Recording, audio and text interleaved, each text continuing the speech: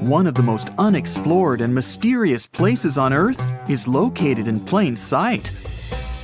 It's one of the most majestic monuments of humankind. The wonder of the ancient world hides a secret that scientists and archaeologists still can't solve. This is the Great Sphinx of Giza in Egypt. The huge sculpture of a lion with a human head was carved out of rock about 4,500 years ago. Scientists still don't know the exact date of its creation and are also unaware of who built it and what for. There are many assumptions and theories, but none of them has been confirmed. Most people have seen this majestic sculpture either in photographs or in reality, but almost no one knows what's hidden underneath it. The statue of the Sphinx was carved from a single piece of limestone. It was painted. The remains of color pigment on the surface prove this. In the distant past, the Sphinx looked much brighter and more colorful than what we see now. But even after thousands of years, its greatness hasn't diminished. And by the way, Sphinx is not the real name. It was invented by the Greeks about 100 years or more after its creation. Initially, the Egyptians called the statue Hor-em-Akhet. There are many legends and theories saying the Sphinx is there for a reason. It's like a watchdog that guards the tomb of the pharaoh and the secrets of ancient Egypt. These legends become more plausible when archaeologists discovered hidden entrances at the feet of the Sphinx. They believe that these secret passages are the beginning of the tunnels leading to the halls with treasures. You can find a lot of stories on the internet that claim the Sphinx hides the Hall of Records, a repository filled with ancient and secret knowledge.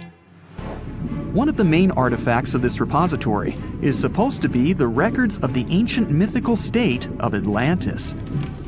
According to legends, the entire library from this city was moved under the Sphinx. The entrance to this library must be located next to the Sphinx's right paw. Many archaeologists tried to find this entrance, but came away empty-handed. Also, there are many images with detailed diagrams of the underground city that consists of a network of tunnels and chambers under the Sphinx. Someone says there are structures as tall as 12-story buildings hiding underground, but there's no evidence of this. Archaeologists, even after millennia, continue to explore the mysterious sculpture. At the same time, many Egyptians don't want to learn more about the Sphinx. They're terrified of awakening something supernatural. In 1998, scientists discovered tunnels leading to empty caves under the Sphinx. They found evidence of earlier excavations there. It's quite possible that someone managed to find the treasures and take them away. Some people believe Egyptians found some kind of artifact under the Sphinx that has the power of unknown advanced technologies. The artifact is so powerful that it can change the course of history. Of course, most theories are just fairy tales of conspiracy fans, but it's a confirmed fact that the Sphinx hides a system of caves and rooms. There are so many rumors surrounding the Sphinx that it's impossible to understand what's true and what's false. In any case, it's difficult and dangerous to study the sculpture because active excavations can destroy it. And then the entrance to the underground rooms can get blocked by rocks and lost forever. Also, further exploration requires a lot of money, and financing is not always easy to find. But the main reason? It's too risky. There's no guarantee that people will be able to get out of the underground labyrinths. For these reasons, scientists and archaeologists have been exploring this majestic structure for so long. Another famous architectural monument with a secret is Mount Rushmore in South Dakota. Everyone admires the images of the US presidents' faces carved into the rock, but few people know that there's a secret room hidden behind the head of Abraham Lincoln. The architect of Mount Rushmore wanted to carve slabs on the rock with the record of the main stages of the country's history. But his plan was too complicated to carry out. Then he was offered to implement it on a much smaller scale, to build a secret room inside the mountain. The idea was to save this knowledge so that future generations will always remember the history of their country. Unfortunately, the architect didn't have time to finish his work. The construction stopped for several decades. But in the late 90s, the project was resumed. Porcelain enamel panels depicting the history of the U.S. were placed in the room. It's possible that these plates will be stored there forever. But people can't see them, at least for now. The room is inaccessible to tourists, as it's too difficult to get inside. Another secret room is located in the Empire State Building. More precisely, it's not even a room, but a place where you can take cool photos. Almost all tourists gather on the observation deck of the 86th floor to enjoy a stunning view of Manhattan. But there's another deck with panoramic windows on the 102nd floor. There are way fewer people there because almost no one knows about that place. Fortunately, access to this deck is open to everyone. You probably won't have to wait in line for a long time to take a photo. You'll feel special because you're in such a secret place where there are almost no people. But the coolest place is even higher, on the 103rd floor. This is a spacious observation deck where celebrities get their photographs taken. It's not a public place, but if you know the right people, you can get there. There are almost no security measures on the site.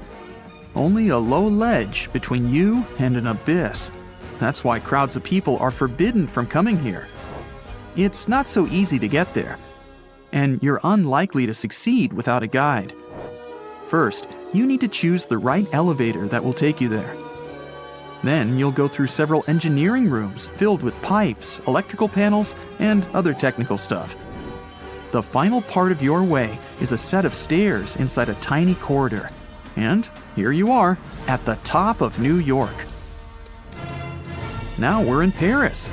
See the Eiffel Tower? Inside it, there are restaurants and observation decks. But if you try hard, you can find a secret apartment. Now it's a museum, but it was built so that people could live in it. The architect of the tower, Gustav Eiffel, created this apartment in 1889 for himself. It's almost at the very top of the Eiffel Tower. Imagine what a beautiful view he observed every day.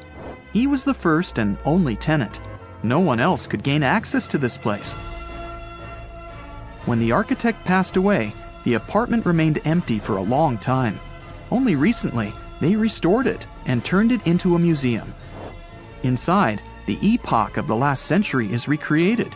They even put wax figures of Gustav Eiffel, his daughter, and the American inventor Thomas Edison inside the room. This place is filled with an endless stream of passengers, office workers running late, visitors from other cities, noise, and train whistles.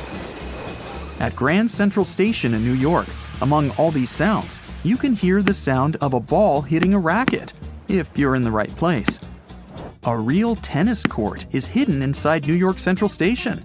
It belongs to a tennis club that arranges corporate games for employees of many companies. The club was opened in the 60s. Now we're moving to London, Charing Cross Road. It isn't easy to find one secret place here. To do this, you need to look carefully at your feet. Do you see these sewer grates in the asphalt? Inside them, you can notice two signs with the name Little Compton Street. Yeah, there's another street right below you. It disappeared from all maps at the end of the 19th century. Charing Cross Road was built over it. The identification signs that you see are part of old engineering tunnels. There's another interesting place in London.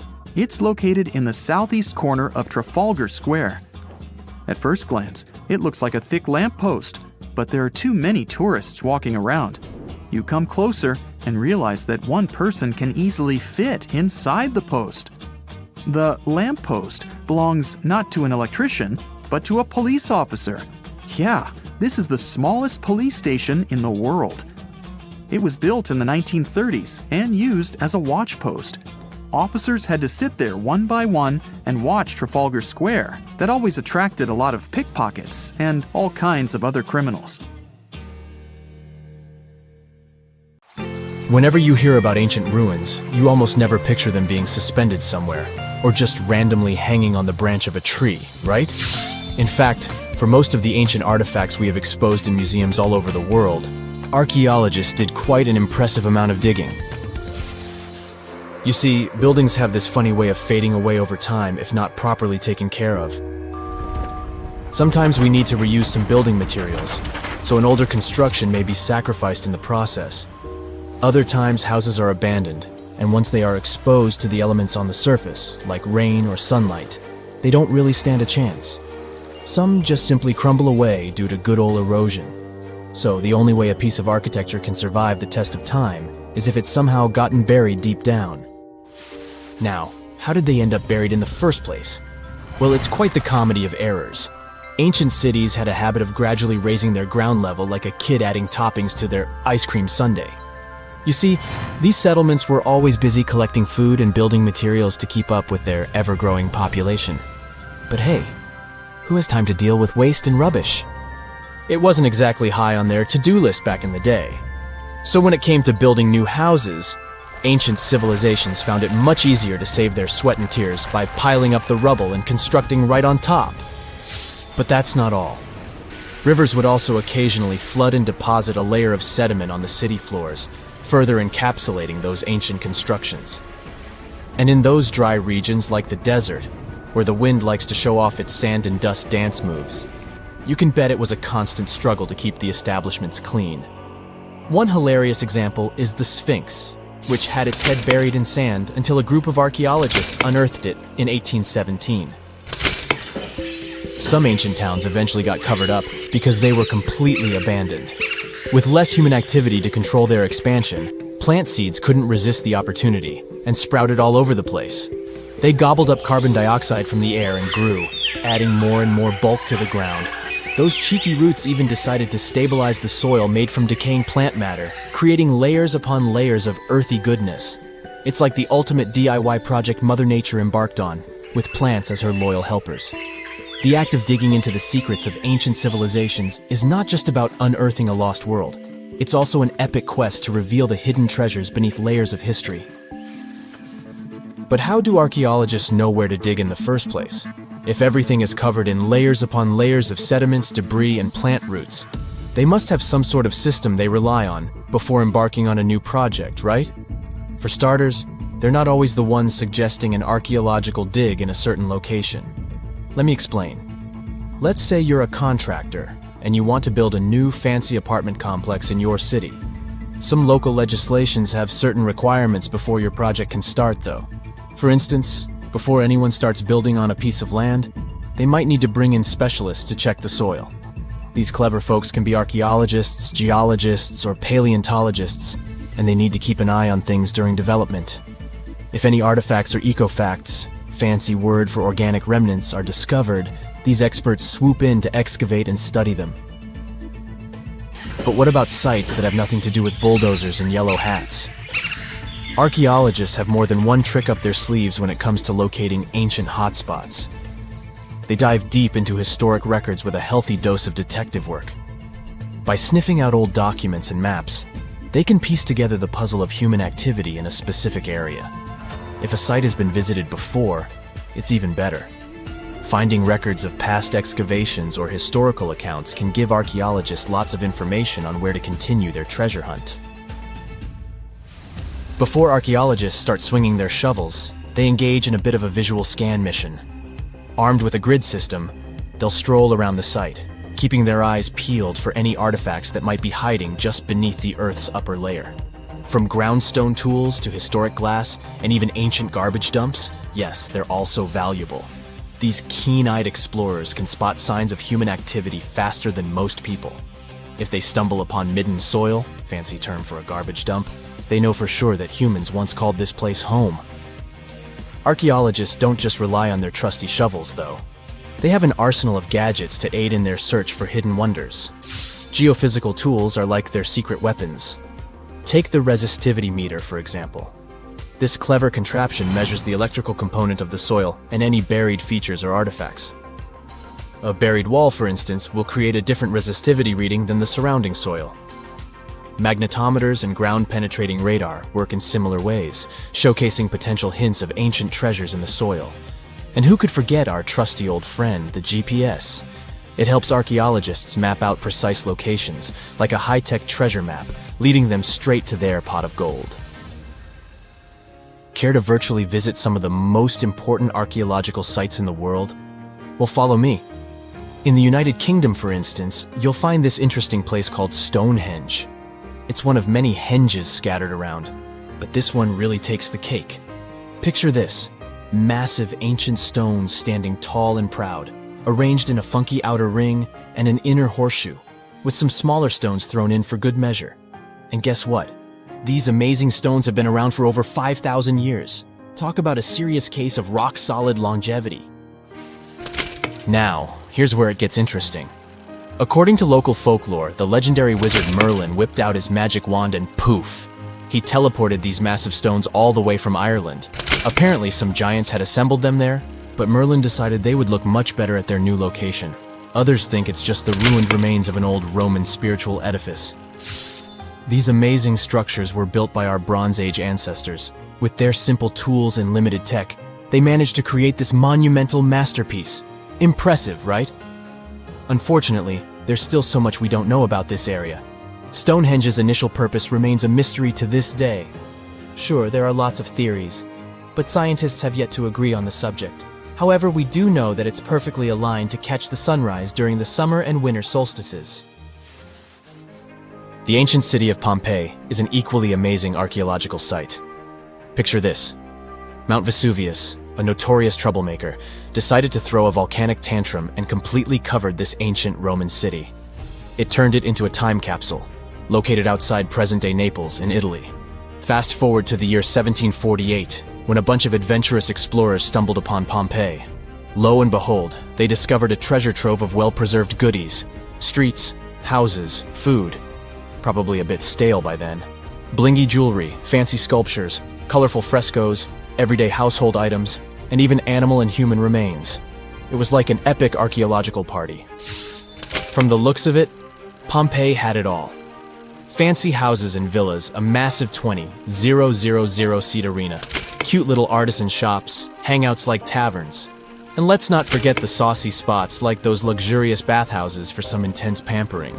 There's also the Sanctuary of Apollo, where people used to gather for their daily dose of worship. And of course, the bustling heart of the city, the Forum of Pompeii, where all the cool people used to hang out. And guess what? Pompeii is so cool that it made it to UNESCO's World Heritage List back in 1997.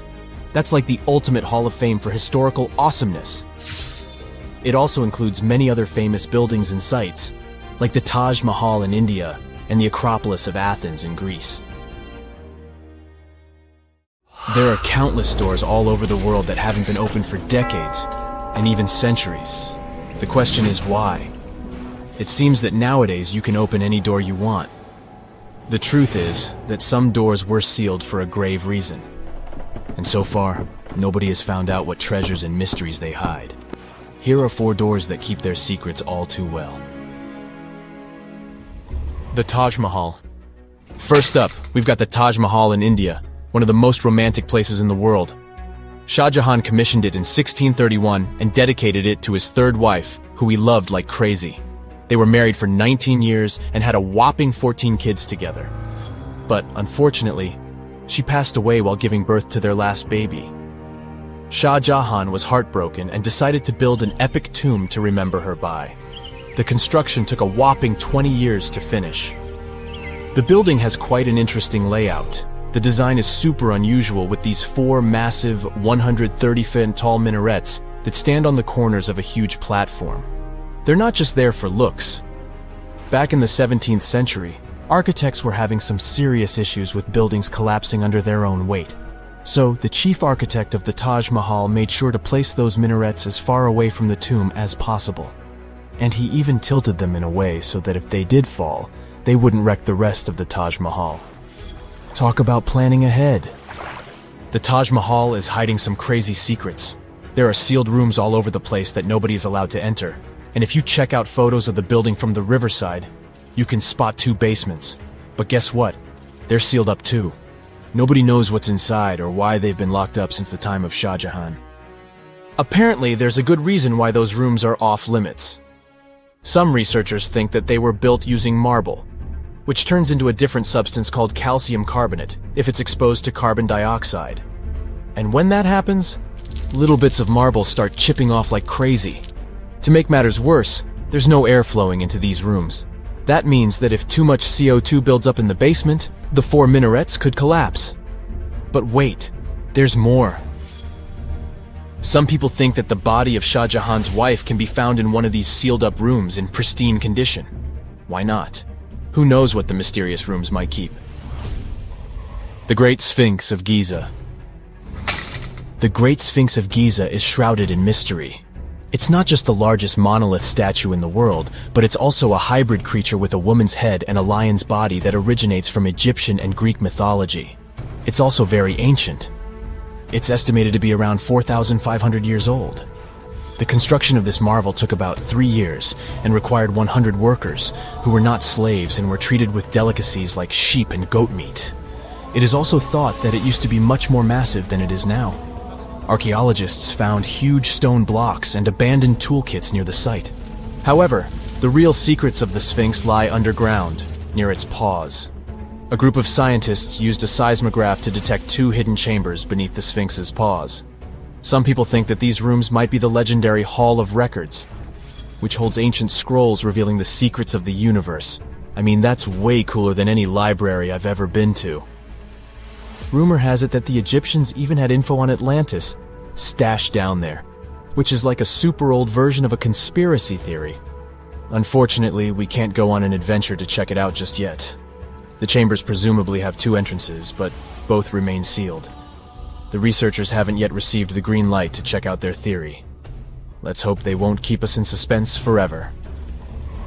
Sri Padmanabhaswamy Temple. This temple is located in the beautiful state of Kerala in India. This temple is famous for more than just its breathtaking beauty. Underneath the temple there are 6 vaults, creatively named A, B, C, D, E, and F.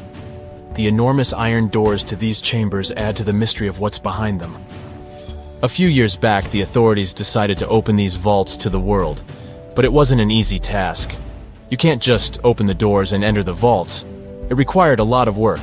It took them a while, but finally, in 2011, they opened 5 of the 6 chambers. And guess what they found? Tons of treasure. Bags of gold, precious gemstones, and priceless diamond jewelry. The estimated worth of everything found in the vaults is a whopping $1 trillion. It's like the temple was the real-life inspiration for Aladdin's Cave of Wonders. But wait, I said 5 of the 6. What happened to the last one? Vault B has remained closed, but not for lack of trying. They simply didn't manage to open it. There is even a belief that it's fatally cursed. Legend says that only a saint or sage can break the curse by chanting a specific mantra. But no one has been able to do this yet, presumably because we don't have saints or sages at our disposal. There is also rumor that in the 30s some temple invaders tried to enter Vault B to do some good old looting. But they never reached their target. Apparently terrible snakes materialized out of nowhere and chased the gang away. But of course, this is just an urban legend, and there is not proof of that. However, it is said that the Auditor General dealing with the temple claimed that Vault B had been opened at least 7 times since 1990, and nothing bad happened to anyone who entered. Who knows? Maybe we should send Indiana Jones to check it out. The First Emperor's Tomb. Deep under a hill, completely undisturbed and surrounded by dangerous traps, lies an ancient 2,000-year-old tomb. It belongs to Qin Shi Huang, the first emperor of China. He was born in the Qin state and became king when he was just a boy. But when he grew up and gained full power, he united the warring states ancient China was divided into by conquering them. After that, he created the Qin dynasty. When he died in 210 BCE, they buried him deep underground in a massive tomb. And when I say massive, I mean massive! Back in 1974, some farmers in Xi'an, China, stumbled upon something strange while digging a well, a huge terracotta soldier. This discovery led to an extensive archaeological dig that has continued for over 40 years, revealing a collection of thousands of clay soldiers. The unique thing about these soldiers is that each one has its own unique features, from hairstyles to facial expressions. It's believed that there could be up to 8,000 of these soldiers, but only 2,000 have been found so far. Interestingly, the central tomb, which is believed to be the resting place of the emperor, is still untouched. In ancient records, there are references to a vast underground city that the emperor built, complete with scenic towers, palaces, and whatnot. Sima Qian, a Han Dynasty historian, wrote that the tomb was adorned with treasures and had space for hundreds of officials, but the lack of technology to properly examine the site is what's holding things up. Qin Shi Huang was surrounded by liquid mercury in his tomb, with two of the streams representing the major rivers of China, Yellow River and Yangtze. The ancient Chinese believed that mercury could provide immortality, but it could have also caused the emperor's death since he regularly took mercury pills to prolong his life. The dangerous levels of mercury contamination in the soil near the tomb are the main reason why scientists are reluctant to explore it. It could be very dangerous both for people and for the environment. Now, if I had to choose which door to open, I'd probably go for the one that doesn't lead to a tomb surrounded by poisonous mercury.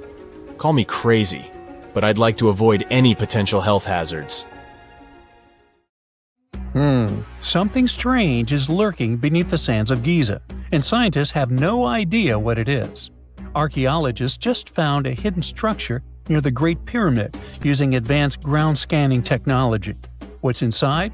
Nobody knows, but excavations are already underway. The Great Pyramid of Giza is one of the most famous monuments on Earth, but it doesn't stand alone. It's surrounded by an ancient necropolis, a massive royal graveyard filled with tombs and monuments. They belong to pharaohs, nobles, and other high-ranking officials. Most of these tombs are above the ground. They're called mastabas, rectangular, flat-roofed tombs built from limestone or mud brick, and they've been studied for decades. But from old movies, we know that these weren't simple graves. They have deep vertical shafts leading to underground burial chambers, where the past was sealed away for eternity. And recently, archaeologists found one curious empty space in the cemetery, a completely unexplored patch of ground. No mastabas, no visible ruins, nada. For years they ignored it, but between 2021 and 2023, they decided to investigate. They didn't dig though. Instead, they used a technology that kind of acts like X-rays for the ground. These radars let scientists see the secrets hidden there. And there was something hidden beneath the sand, something deliberately buried and forgotten. A two-part underground structure. One part was shallow and L-shaped. It's about 33 feet long and buried just 6.5 feet deep. But below that, a deeper, more mysterious anomaly, a structure completely different from anything else in the area. They called it a highly resistive anomaly, which means it's dense and solid, likely made of stone, sand, or even metal. And still, no one has a clue what's inside it. Now, it's clear that humans made the L shape. It wasn't formed by nature. And the shallower structure might have been an entrance to whatever is hidden below. But they only have some theories about what might be hidden there. It's also filled with sand and gravel. It was probably deliberately backfilled after its construction, perhaps to preserve this. Why? Well, we don't know yet. The archaeological team will need to excavate to understand what exactly this thing was and why it was built. The first guess is a lost burial chamber. Many tombs in Giza have underground burial sites, but most have clear surface markers.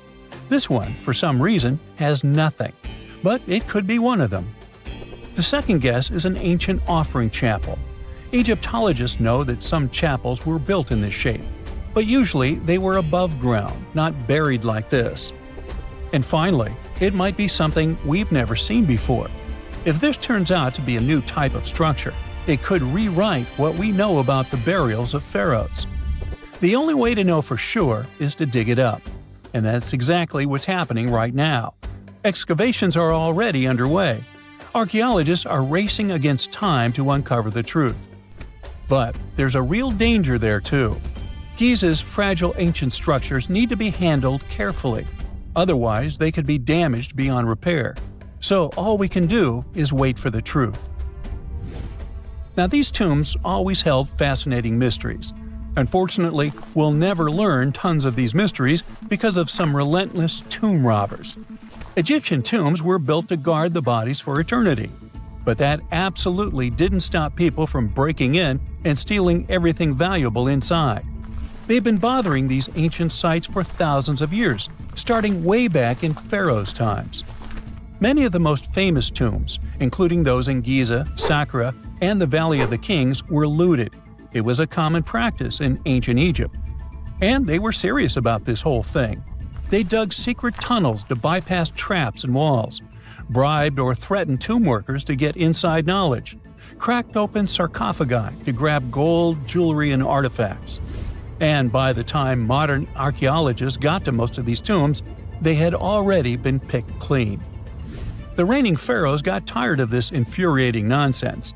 The Valley of the Kings, the famous burial ground of Egyptian royalty, was supposed to be the ultimate safe zone. Tombs were built deep underground, hidden in the desert. Passages were sealed with giant stone blocks. False doors and traps were added to confuse thieves. Even curses were written on the walls, warnings of horrible endings for anyone who dared to disturb the tomb, which is exactly where we got all those horror stories about mummies from. Spoiler alert, none of it worked. Most tombs in the Valley of the Kings were fully robbed within 100 years of being sealed. Even King Tutankhamun's tomb, one of the most famous in history, was broken into twice in ancient times. Some of them decided to try and fight back. The New Kingdom rulers built hidden unmarked tombs in a way that should have prevented the looters from finding them, but didn't work. Some pharaohs, like Ramses II, were moved in secret to prevent their bodies from being stolen. Nope, didn't matter. The grave robbers always won. That's because tomb raiders weren't just random thieves. They were skilled, organized, and well-connected. They knew exactly where to look. Many were the ones who had built these sites in the first place, and they knew where the entrances were. If they couldn't smash through the doors, they'd dig through the walls, floors, and even ceilings to break inside. They also worked fast, often within a few years after the tombs were sealed, before anyone forgot where the valuable stuff was. The Khufu's pyramid, the one that's next to this newly discovered structure, was looted long before modern times. The one thing left inside when explorers got there? An empty granite box where the sarcophagus used to be. Unfortunately, it's not just about gold. History itself gets stolen during these raids. Ancient Egyptians wrote detailed records of what exactly and where they buried. So when archaeologists compare these lists to what's found, they can see what's missing, which is often everything valuable. Most artifacts don't end up in museums. They just disappear into private collections, where they can never be studied again. Which is, of course, completely unfair.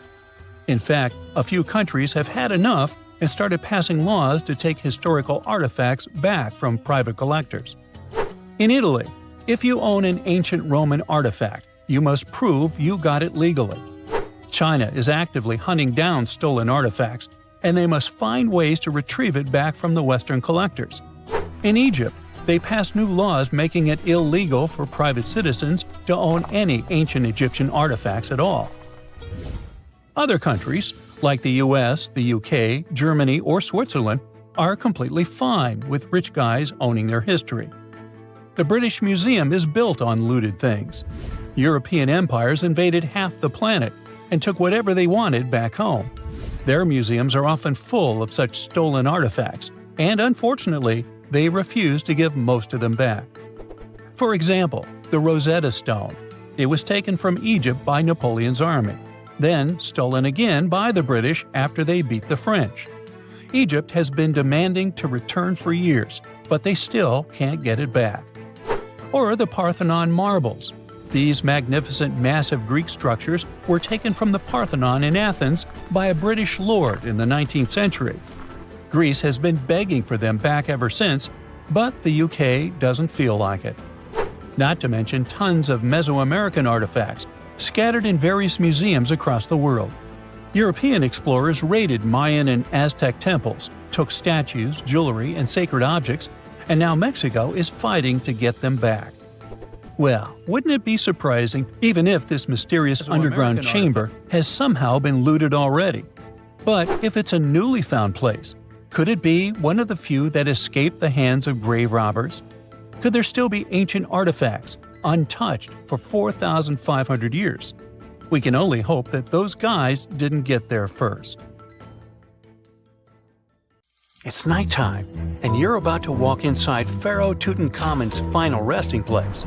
You know, King Tut. You don't have a torch, but at least you came with a flashlight. You walk down several flights of stairs and observe how the walls are carved in hieroglyphics and what looks like a spell. Those who take anything from this place will be doomed for life, the spell says. Even if you don't really believe it, this scares you a little bit.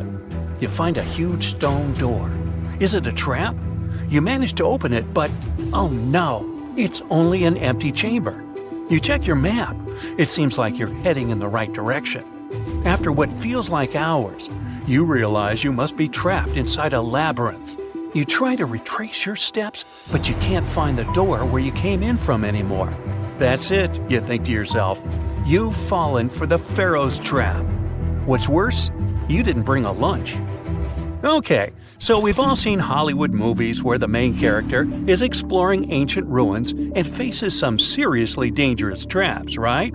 We've been told Egyptian royalty protected their final resting places with venomous scorpions and snakes, sliding doors that will trap you for life, and giant rolling boulders that will crush anyone on their paths. The thing is, were these traps truly real? Well, I regret to be the one to break it to you, but this is all fiction. These elaborate traps were too technologically advanced for ancient civilizations to pull off. That is not to say, however, that there weren't any traps at all.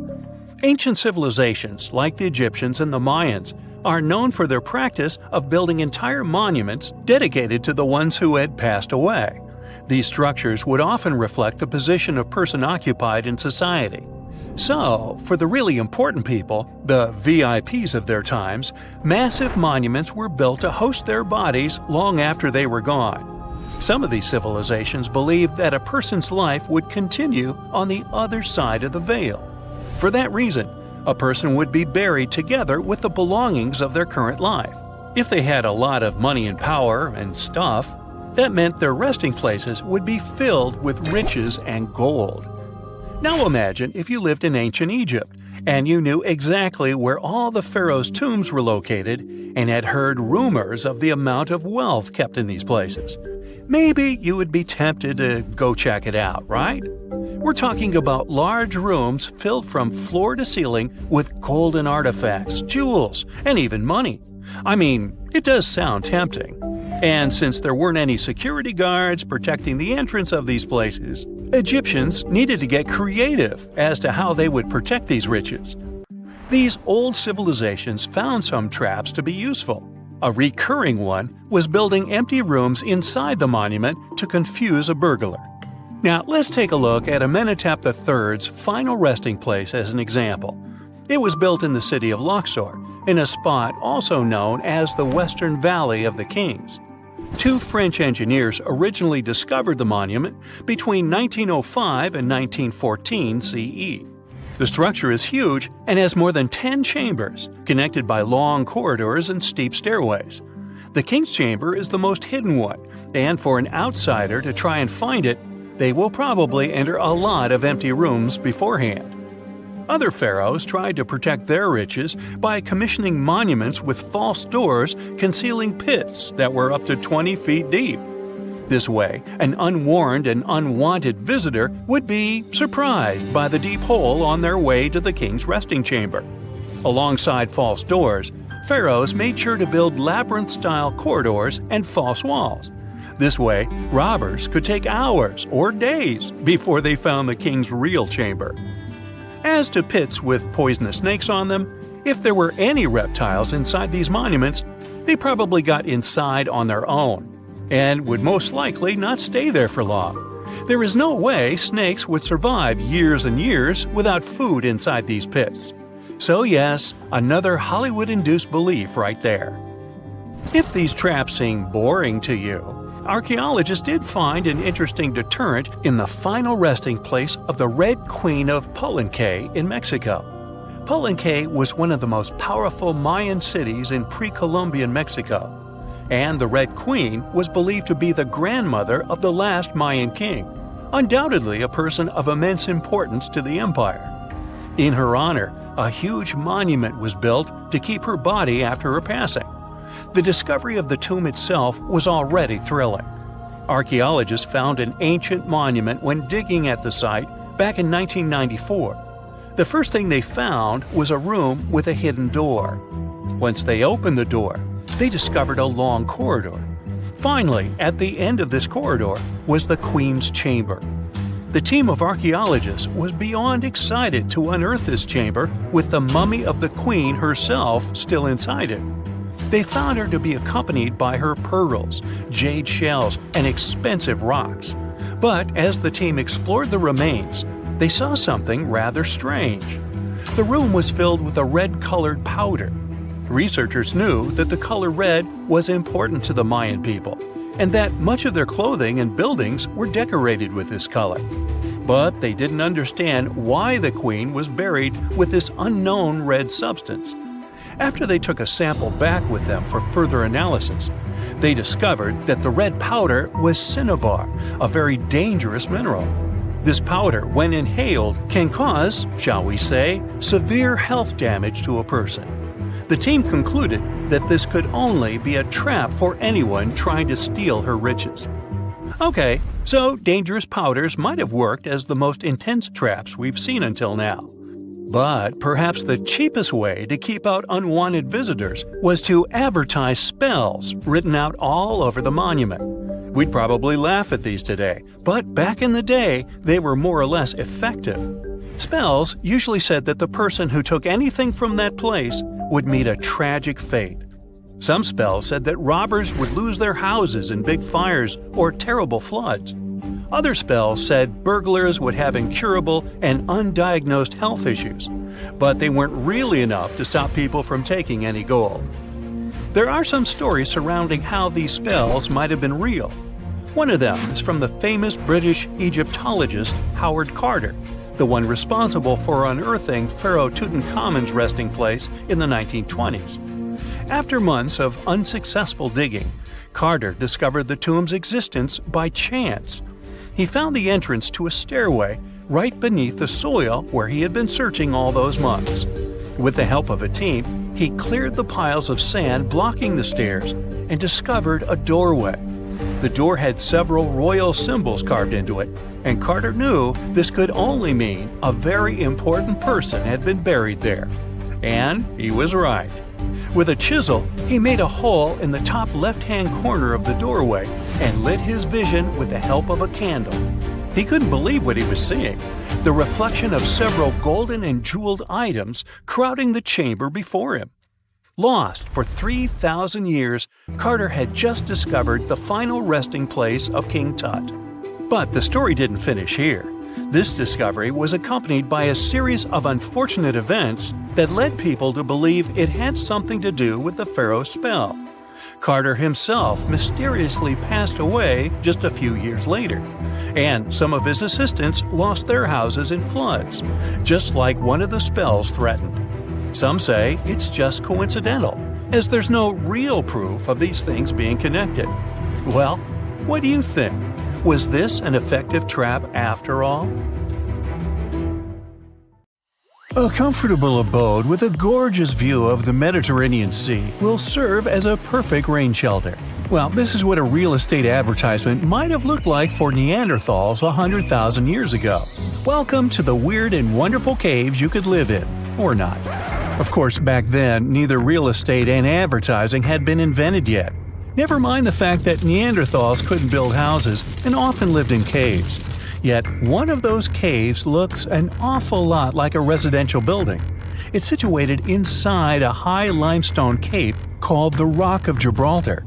If the Neanderthals had had an economy, the caves inside this rock would have cost a bundle. Navigators discovered it in 1907. They just spotted a big hole inside the fortified rock. For many years, scientists have studied this place and found some traces of Neanderthals. They discovered ancient tools in the cave and bones of old animals. But the coolest thing was, they found 4 caves inside the rock. It was like a residential complex. Neanderthals lived alongside neighbors and helped each other hunt and fish. They created feather decorations and painted abstract drawings on the walls. Imagine our ancient predecessors hanging out in these caves 100,000 years ago. And now, scientists hang out there and study the primeval past of Neanderthals in detail. At the end of 2021, archaeologists uncovered a gap inside one of the caves leading to an unknown tunnel. They crawled through this hole and opened a new space under the cave roof. This place has been closed off from the outside world for over 40,000 years. And it seems it was one of the most prestigious apartments in the entire mountain complex. It has high ceilings with ancient stalactites. The ruined stone curtains divided the apartment into several rooms. Scientists also found the remains of ancient animals and scratches on the walls. It seems that Neanderthals had never lived here, but they used to visit this place. Archaeologists found the shell of a sea snail called dog whelk. One of the Neanderthals brought it here for some reason, but the primary owners of this place were hyenas. These caves show that Neanderthals were closer to humans than to monkeys. They had a way of life and even some customs. There's still a lot of work ahead, and scientists hope to find new rooms inside this rock. Meanwhile, in 2003, archaeologists discovered another early dwelling on the Isle of Flores in Indonesia. Among the green jungle, they found a cave with ancient tools. At first, everyone thought the human ancestors lived here, but then scientists discovered an unusual skeleton of an adult. A thorough analysis showed the skeleton belonged to a 30-year-old woman, 3.5 feet tall, just above the waist of an average adult. The woman's weight was equal to the weight of an adult shepherd. The skeleton didn't belong to Neanderthals or Australopithecines. It was a new unknown species, which scientists called Homo floresiensis, or simply the Hobbit. Also, there were remains of unusual ancient animals in the cave. It was an elephant the size of a cow, some large storks, and giant rats. Archaeologists have found out that hobbits were not the owners of this place. The main inhabitants were the rats the size of a cat. Maybe they were fighting the hobbits. Some analysis shows that Homo floresiensis wasn't our direct ancestor. They were in a separate branch of evolution. The hobbit skeleton looks more like that of a monkey than of modern humans. In 2009, in the dense jungle of Vietnam, archaeologists discovered Son Don, the largest cave in the world. If you go inside the cave and shout, you'll hear your echo a long time. In some places, the height of this cave reaches half the height of the Empire State Building, and the total area is larger than one central block of New York. Son Don is one of the 3 caves in the Vietnamese jungle. Many intricate mazes connect these caves. Inside, you can find unique plants and trees that live separately from the outside world. It's a real underground jungle. In some places, you can find collapsed ceilings that let the sunlight in. Besides unusual trees and plants, ancient stalactites hang there. Some limestone deposits are more than 450 million years old. They were here even before dinosaurs appeared. There are also many rivers in the cave. Rainwater coming down from holes in the ceiling has formed them. Fast streams resemble slides in a water park. They lead to unknown underground labyrinths. Scientists have studied only a small part of all these caves. The next unusual cave is in New Zealand. Hundreds of thousands of fireflies live inside. Each of them glows with a blue light. Together, they light up the cave. It may seem to you that you're on another planet, but you can't stay there for a long time. Special air measuring devices are everywhere. Scientists monitor the level of carbon dioxide necessary for the normal existence of fireflies. These insects are sensitive to the environment. If there are many people in the cave, or they stay there too long, the park staff will ask them to leave the place. It's like you're literally stealing oxygen from the fireflies. We've seen some pretty amazing caves so far, but how about a scary one? We're going to the desert of Yemen's Al-Mara province. What we're looking for is not a cave, it's just a black hole in the ground, right in the middle of the desert. It's big, the size of a basketball court. It's not its size that could scare you, but what's inside. Scientists are still not sure what it is. From the depths of this black abyss, a disgusting smell of rotten eggs constantly comes out, and sometimes you can hear some strange, frightening sounds. The blackness of the giant hole in Yemen absorbs all the sun's rays, so you won't see what's there even with a powerful flashlight. People flew over this place by helicopter. They filmed using drones and the most powerful lenses, but they didn't catch anything except darkness. It looks like a big ink spot in the middle of golden sand. The locals are afraid to approach this place. They believe the cave leads to another dimension where evil creatures live. At the moment, the giant hole in Yemen is one of the most poorly studied and mysterious phenomenon of nature. How did it appear? How old is it? Where does it lead? Scientists are trying to find the answers to these questions. There are theories that the hole appeared because of construction work. Geologists drilled the soil nearby in search of minerals. It could have caused fluctuations in the Earth's crust and collapsed the surface. But no one can prove this theory, yet. And now, imagine a place where sunlight has not penetrated for more than 5 million years. There's little oxygen, and it's cold and damp. Still, life is born in this place, not only microbes and bacteria, but also something bigger. The living conditions in this cave are very different from the usual ones, so, in a sense, this cave is like another planet. It's the Movil Cave in the southeast of Romania, near the Black Sea. The entrance is a small hole in the ground. Inside, a tunnel leads deep below the surface. The levels of hydrogen sulfide and carbon dioxide are above normal inside the cave. The air here is half as much oxygen as on the surface. People can't be here without an oxygen mask, but other creatures living here can. The cave is home to 48 species of living organisms. 33 of them are unknown. Here you can meet some unusual insects, white snails and white spiders, millipedes with huge whiskers, transparent shrimp, and unique species of leeches. They all live here thanks to the little bacteria autotrophs. They absorb carbon dioxide and release food particles. Bacteria feed on it. Other larger organisms feed on these bacteria, and some bigger organisms eat those little ones. In the end, everyone gets food. In this cave, evolution has created a biological system separate from the rest of the world. On October 30th, 1759, the inhabitants of the Middle East were jolted awake by an earthquake. Cracks appeared in the walls of their homes, roofs began to crumble. People ran out of their homes and gathered in open areas. But because of strong shocks, they kept losing their footing and falling. A month later, there was another earthquake, but it turned out to be even stronger. Trees broke, houses collapsed, deep cracks appeared in the ground. The disaster lasted for 2 minutes. Oases, roads, and cities were destroyed. Incredibly, Baalbek's ancient buildings withstood earthquakes. Some historians state that this majestic and mysterious place was built during the Roman Empire, but many researchers disagree. Whatever the truth is, the city is one of the main archaeological phenomena of humankind. The most amazing building of Baalbek is the Temple of Jupiter. The inhabitants of the Roman Empire believed that Jupiter held power over lightning and thunder. The building looked like a platform with 54 columns. A massive roof rested on these columns.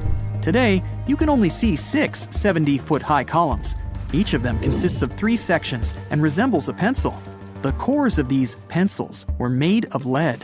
This made the columns exceptionally strong.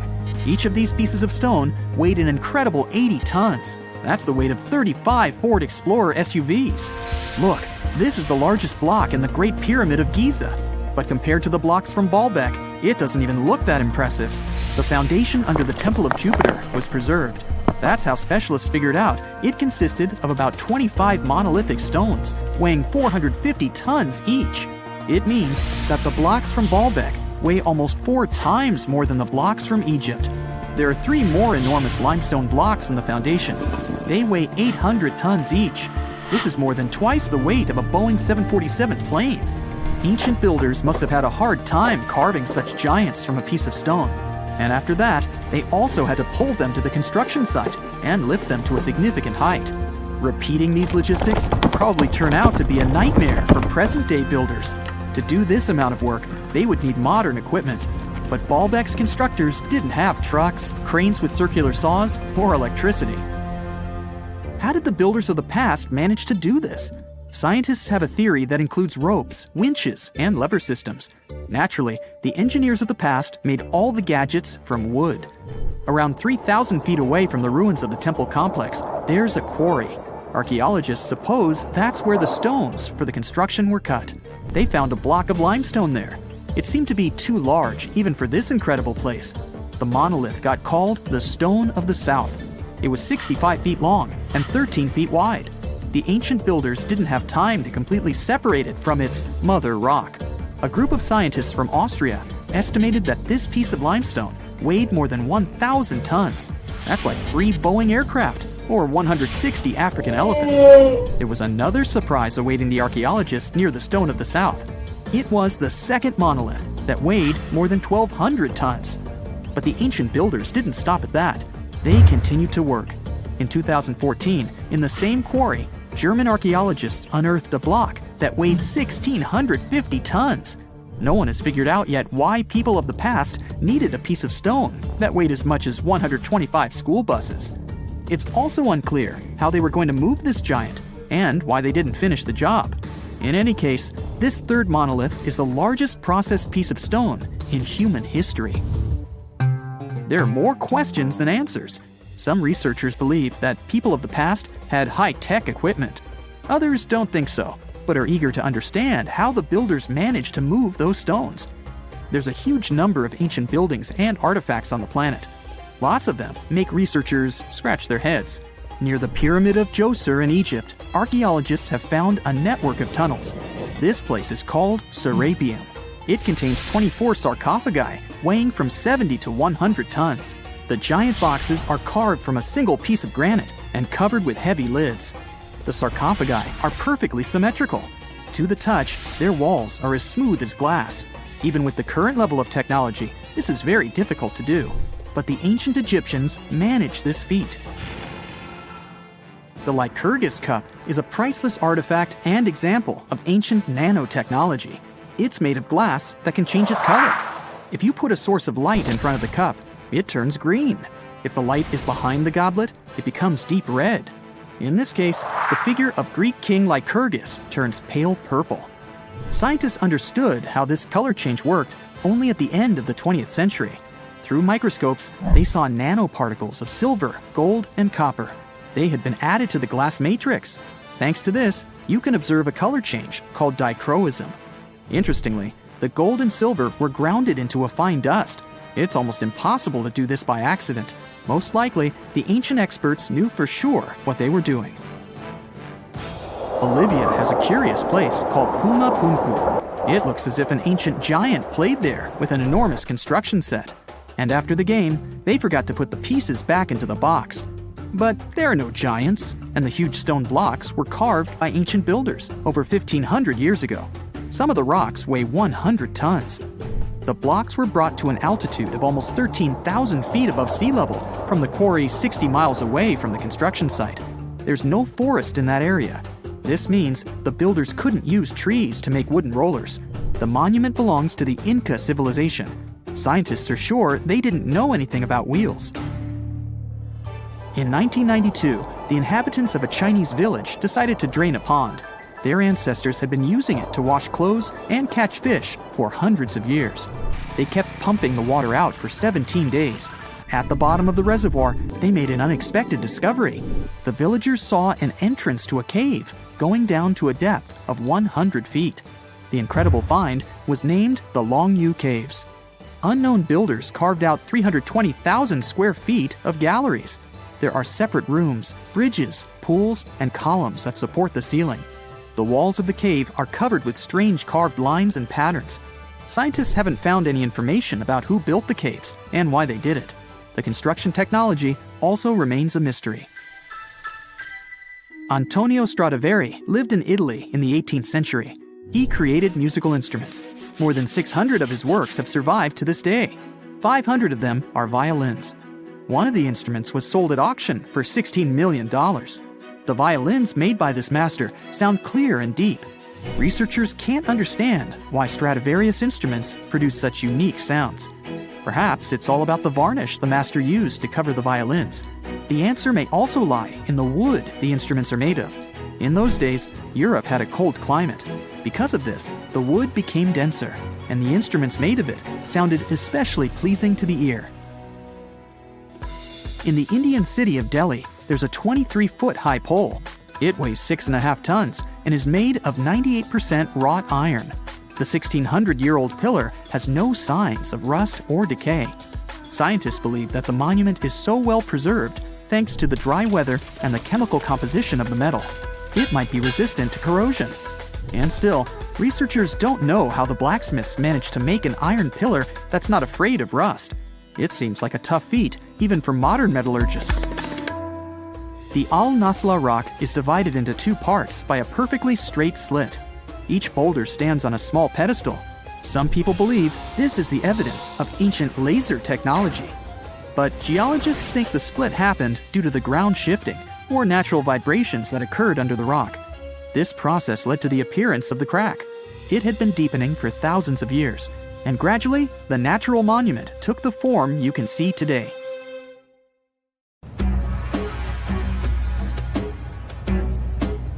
This is not a dune set. This is a very real desert in Niger. Jado was probably built by the nomadic Sao people and is filled with ksars, which are fortified houses made of salt and clay, with giant walls and secret passages. Located deep in the desert, it was once a vital stop for trans-Saharan caravans, but is now a hotspot for smugglers and bandits. The site has been off-limits since 2002 due to its dangers. The origin of the ksars remain a mystery. No archaeological studies have been conducted, leaving many questions unanswered. Even today, shifting sands reveal and conceal parts of these ancient ruins, fueling local speculation about what might still be hidden beneath the desert. Speaking of connective tunnels, scientists were blown away by the discovery of lava tubes in Saudi Arabia. These underground passages form when molten lava cools down.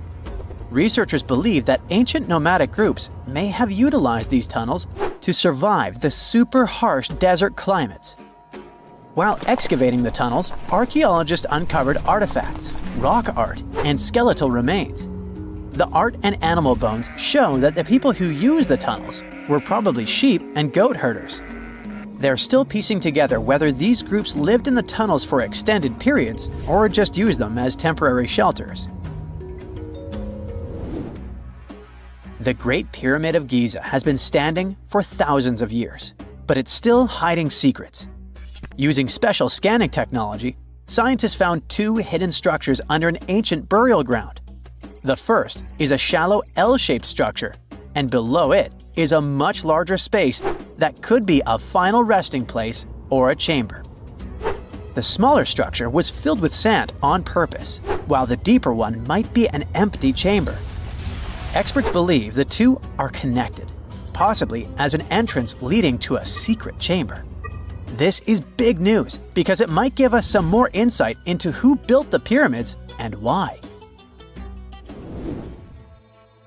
The world is full of ancient writing, but some messages refuse to give up their secrets, like the mystery of the Bash Plemi tablet. This unusual stone, pulled from a lake in Georgia, is covered in symbols no one can read. Even with modern technology, experts are completely stumped. The tablet is about the size of a book, with 60 symbols carefully carved into its surface, but 39 of them don't match any known language. Some resemble scripts from ancient civilizations in the Middle East, India, and Egypt, but none are an exact match. To make things even trickier, part of the tablet is broken off, meaning a piece of the puzzle is missing forever. To rule out a hoax, scientists studied the tablet closely. They confirmed it's made of vesicular basalt, an extremely tough local rock. Whoever carved these symbols must have been really skilled.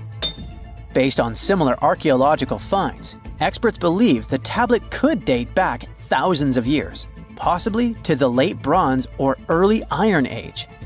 Some symbols repeat, which could mean their numbers. Maybe it's an inventory list, a record of battles, or even an offering to the deities. Until someone cracks the code, the Bashplemi tablet remains an unsolved mystery from the depths of history. Experts are still stumped with what this Minoan disc might mean.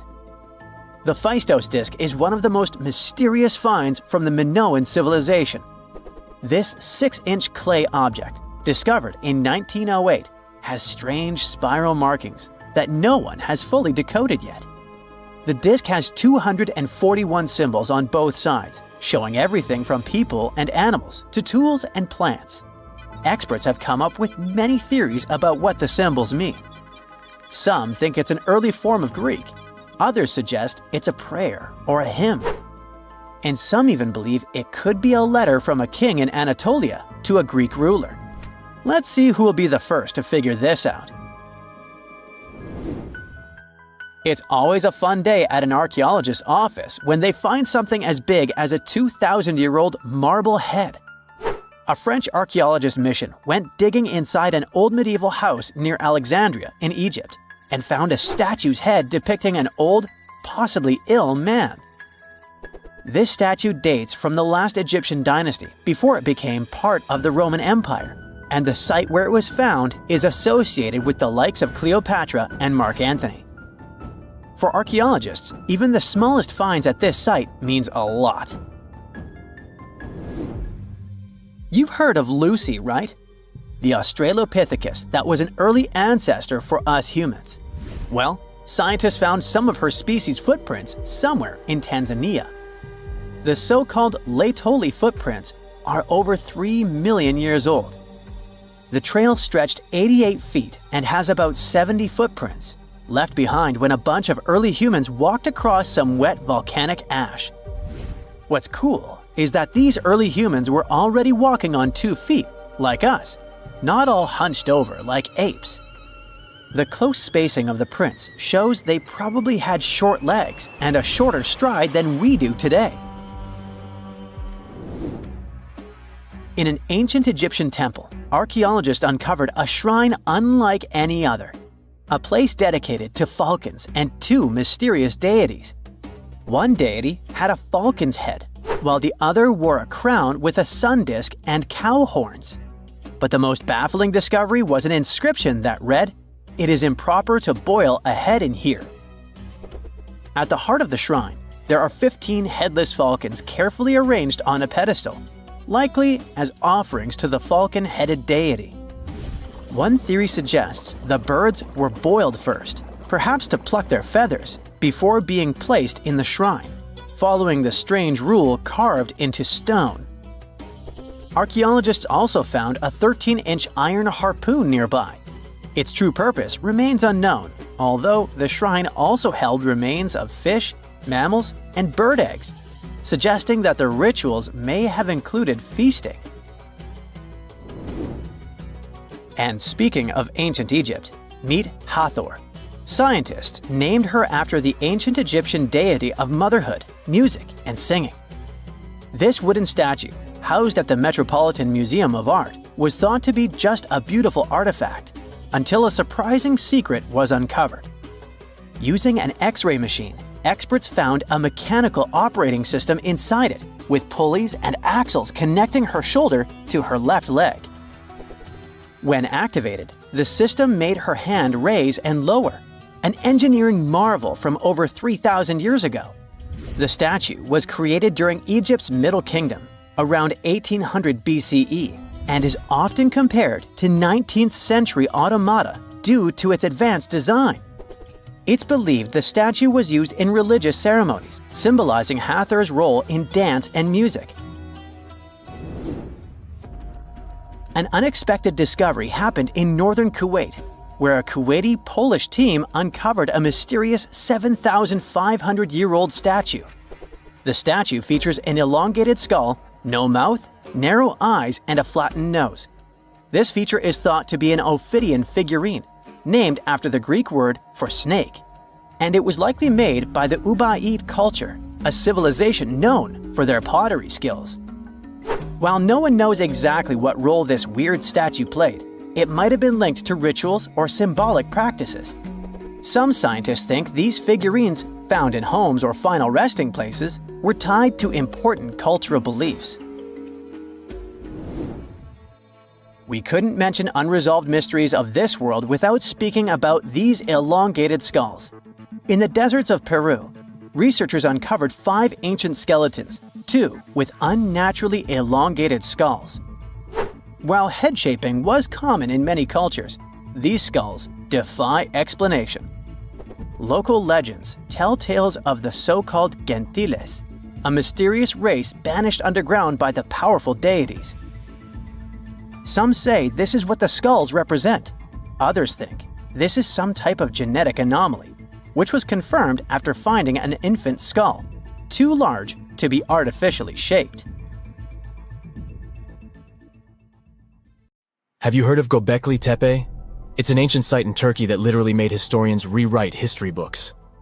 Over 11,000 years ago, a group of prehistoric humans crafted an enigmatic masterpiece that's even older than Stonehenge.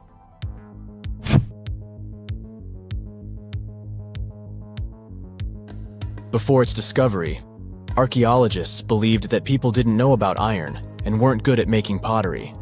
They were sure that settled life only emerged with the need for agriculture. But Göbekli Tepe changed this belief.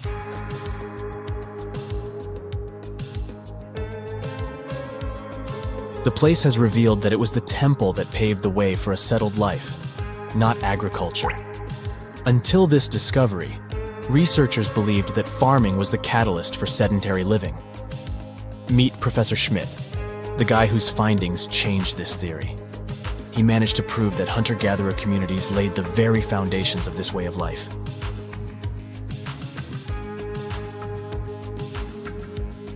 Back in the 1960s, other archaeologists visited the area, but they totally missed the mark.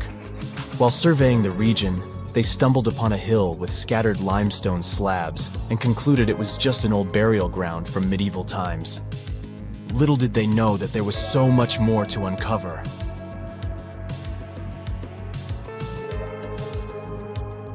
In 1994, Schmidt embarked on his own survey of prehistoric sites in the area. Surprise! He instantly realized he had discovered something truly extraordinary. Unlike the nearby flat and barren plateaus, Göbekli Tepe had a gently rounded top, rising 50 feet above the surrounding landscape. Funny enough, the translation of this place's name is Potbelly Hill. Schmidt was sure only humans could have made something like this.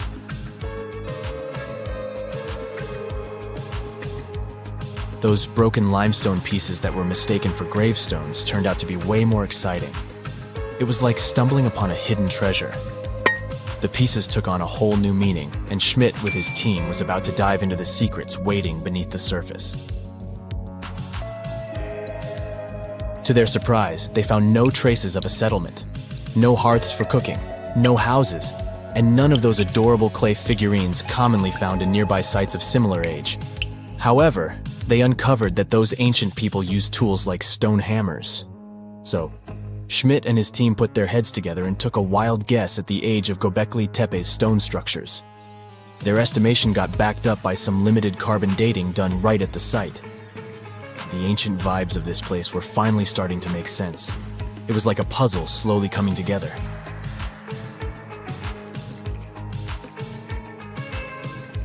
You may think that back then, people didn't have special tools to create something as cool as Göbekli Tepe.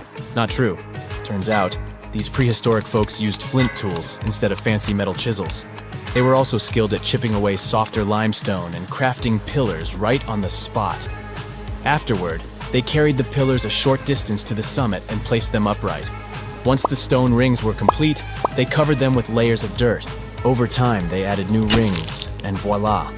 You've got a cool hill to impress people in the future.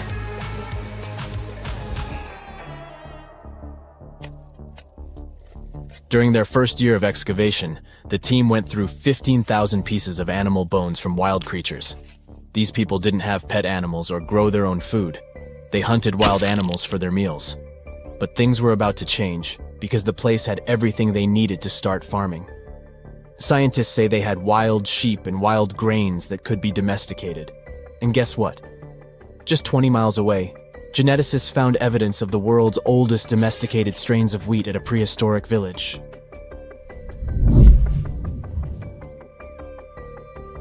These amazing findings have completely changed how we view civilization. In the past, experts believed that people needed to learn how to farm and settle in one place before they could build temples and develop complex societies. But guess what? Schmidt's research flips that idea on its head. He claims that the incredible effort put into constructing these astonishing structures actually set the stage for the development of advanced societies. It means that societal and cultural changes happened before agriculture. Schmidt has this fascinating hypothesis about Göbekli Tepe. He thinks it could have been a special burial site where people left their loved ones. And here's the twist. The burial site was adorned with fancy statues and symbols representing deities from the spiritual realm. The idea that Göbekli Tepe could have served as a sacred place adds another layer of complexity to the whole story. While the site's true purpose may remain elusive, Schmidt's insights invite us to consider the profound interplay between life and the afterlife, and the deep reverence ancient hunter-gatherer societies may have had for their departed ancestors.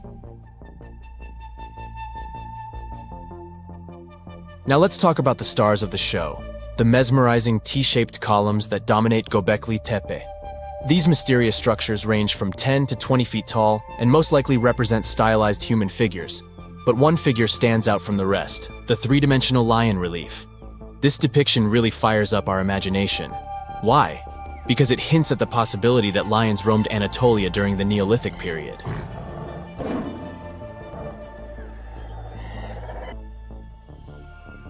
These standing stones are arranged in circles and placed in rectangular pits. Each circle has a similar setup. Two big T-shaped pillars in the center, surrounded by slightly smaller ones facing inward. Talk about a stylish arrangement. These towering pillars reach a whopping 16 feet and weigh between 7 and 10 tons. Some pillars are plain and simple, while others are like works of art with intricate carvings. Foxes, scorpions, and vultures come to life, crawling and twisting on the pillars' sides. But it's not just animals depicted on these stones. Some pillars have abstract shapes representing humans, and even small carvings of clothing items. Some of them even have belts. Now, there's one pillar that stands out from the rest like a rock star. This super old stone pillar suggests that a comet crashed into Earth. It happened during a chilly period that lasted about 1,000 years. Previous studies examining Greenland ice cores hinted at this comet theory, but now the carvings at Göbekli Tepe prove it right.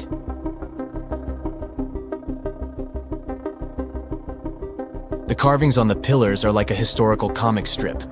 They even show a headless human figure. Researchers fed the images into a computer and discovered their connections to constellations, indicating that this temple might have been an ancient observatory. It's like our ancestors were trying to document this cataclysmic event in their own unique way. Archaeologists have been excavating and researching Göbekli Tepe since the mid-1990s, peeling back layers of history and providing us with a deeper understanding of the intricate relationship between various elements. They have no plans to stop the whole process for another 150 years. Who knows what else they'll find? You see, Göbekli Tepe has been labeled purely as a ritual site with no signs of domestic activities. We were led to believe that the absence of water meant it couldn't support semi-sedentary communities. But scientists believe it's time to shake things up and approach Göbekli Tepe with fresh eyes. It's time to question what we believed before and use new evidence and different ways of thinking. Like, there might have been a group of people living in the area who didn't stay in one place all the time. They moved around a bit but still had their own civilization, living in the area semi-sedentarily. Göbekli Tepe is not just home to a single temple, but an astounding collection of over 20 ancient structures. As archaeologists delve into the depths of this wonder, they are unraveling its unique layout, featuring two prominent focal points at the heart of each establishment, complemented by smaller structures and dividing walls. What's even crazier is that in this area, there are over 200 obelisks, which are narrow tapering monuments.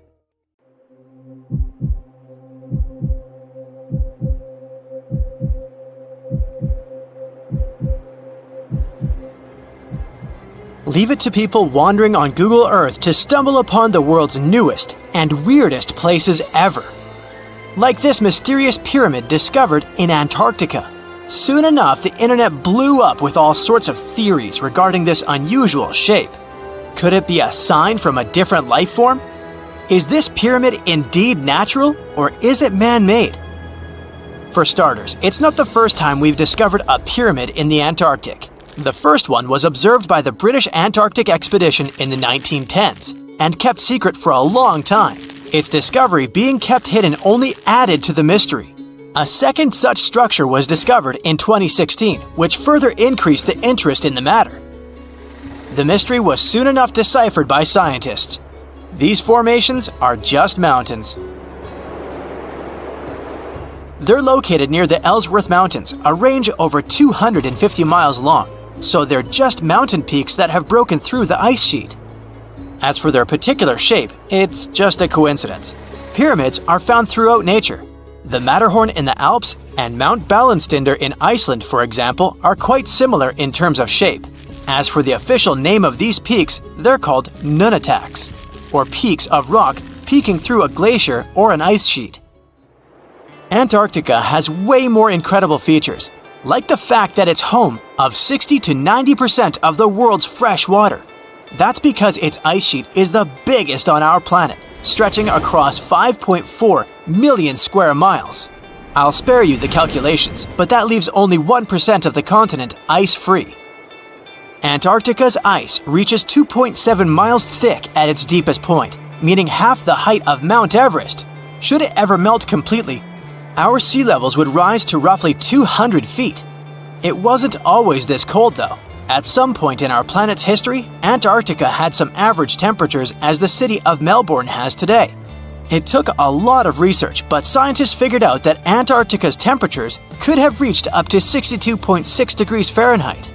Sure, that was 40 to 50 million years ago, but if you think about it, it was at the same time when dinosaurs roamed our Earth. Time is also different on this icy continent.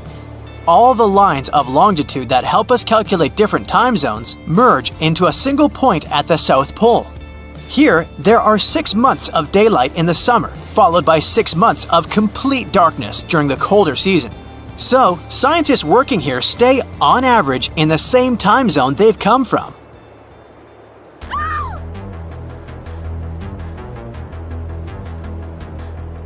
The Blood Falls aren't a chapter of a thriller movie. They are merely a series of waterfalls located in one of the driest regions of Antarctica. They emerge from an underground lake filled with a special type of bacteria. These little organisms use sulfates as fuel instead of sugars, which makes them very intriguing for scientists. The water contained in this lake is so full of iron that it basically just rusts when it meets air. So, the reddish color of the waterfall also gives it its trademark name. The megalodon was the largest predator ever known in our planet's history. In terms of its location, the megalodon lived practically in all waters on our globe, except near the poles. The reason why there were no megalodon teeth found in Antarctica is probably because the gigantic creature was adapted to only warm tropical and subtropical waters. If you plan to visit Antarctica by boat someday, just know you might not get there on a non-metallic boat. The hull of your transportation device must be made of either steel or aluminum to withstand the harsh weather conditions here. Antarctica isn't home to a lot of bugs. In fact, there is only one true species of insect that calls this place home. It's a wingless midge called Belgica antarctica. This fly is so tiny that it only reaches 0.08 to 0.23 inches long, but it's still the Antarctic's largest terrestrial animal. A lot of Antarctic fish also come with an antifreeze substance in their blood. They don't necessarily need it for protection against the cold temperature, but mostly against touching ice. These antifreezes are made up of large glycoprotein molecules. They surround any small ice crystals that may form, making sure they don't spread through the animal's tissues. which could cause a lot of damage. They also create a sort of small pillow blocking the sharp ice crystals, so they're less likely to cause any pain. It also doesn't rain a lot here on this icy continent, but one amazing meteorological quirk of Antarctica is that it's full of diamond dust. This dust is basically small ice crystals that pop out of humid air close to the Earth's surface. Think of it like an icy fog. As they flow through the air and get touched by sunlight, they begin to sparkle, making visitors here feel like they're surrounded by diamonds. It's probably the last place you'd want to go into labor, but in 1978, the first person was born here ever. Emil Marco Palma was its name, and ever since, 10 other people have been born here in Antarctica. There's a lake on this icy continent that is so full of salt, it makes it impossible for it to freeze over, even if temperatures can go as low as 5 degrees Fahrenheit.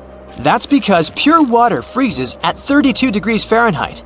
Water that has salt in it, or any other substance for that matter, will freeze, but at a way lower temperature. That lower temperature is adjustable depending on the substance itself and the amount that has been placed into the water. Antarctica was the last official continent to be discovered. It remained completely unseen until the 1820s.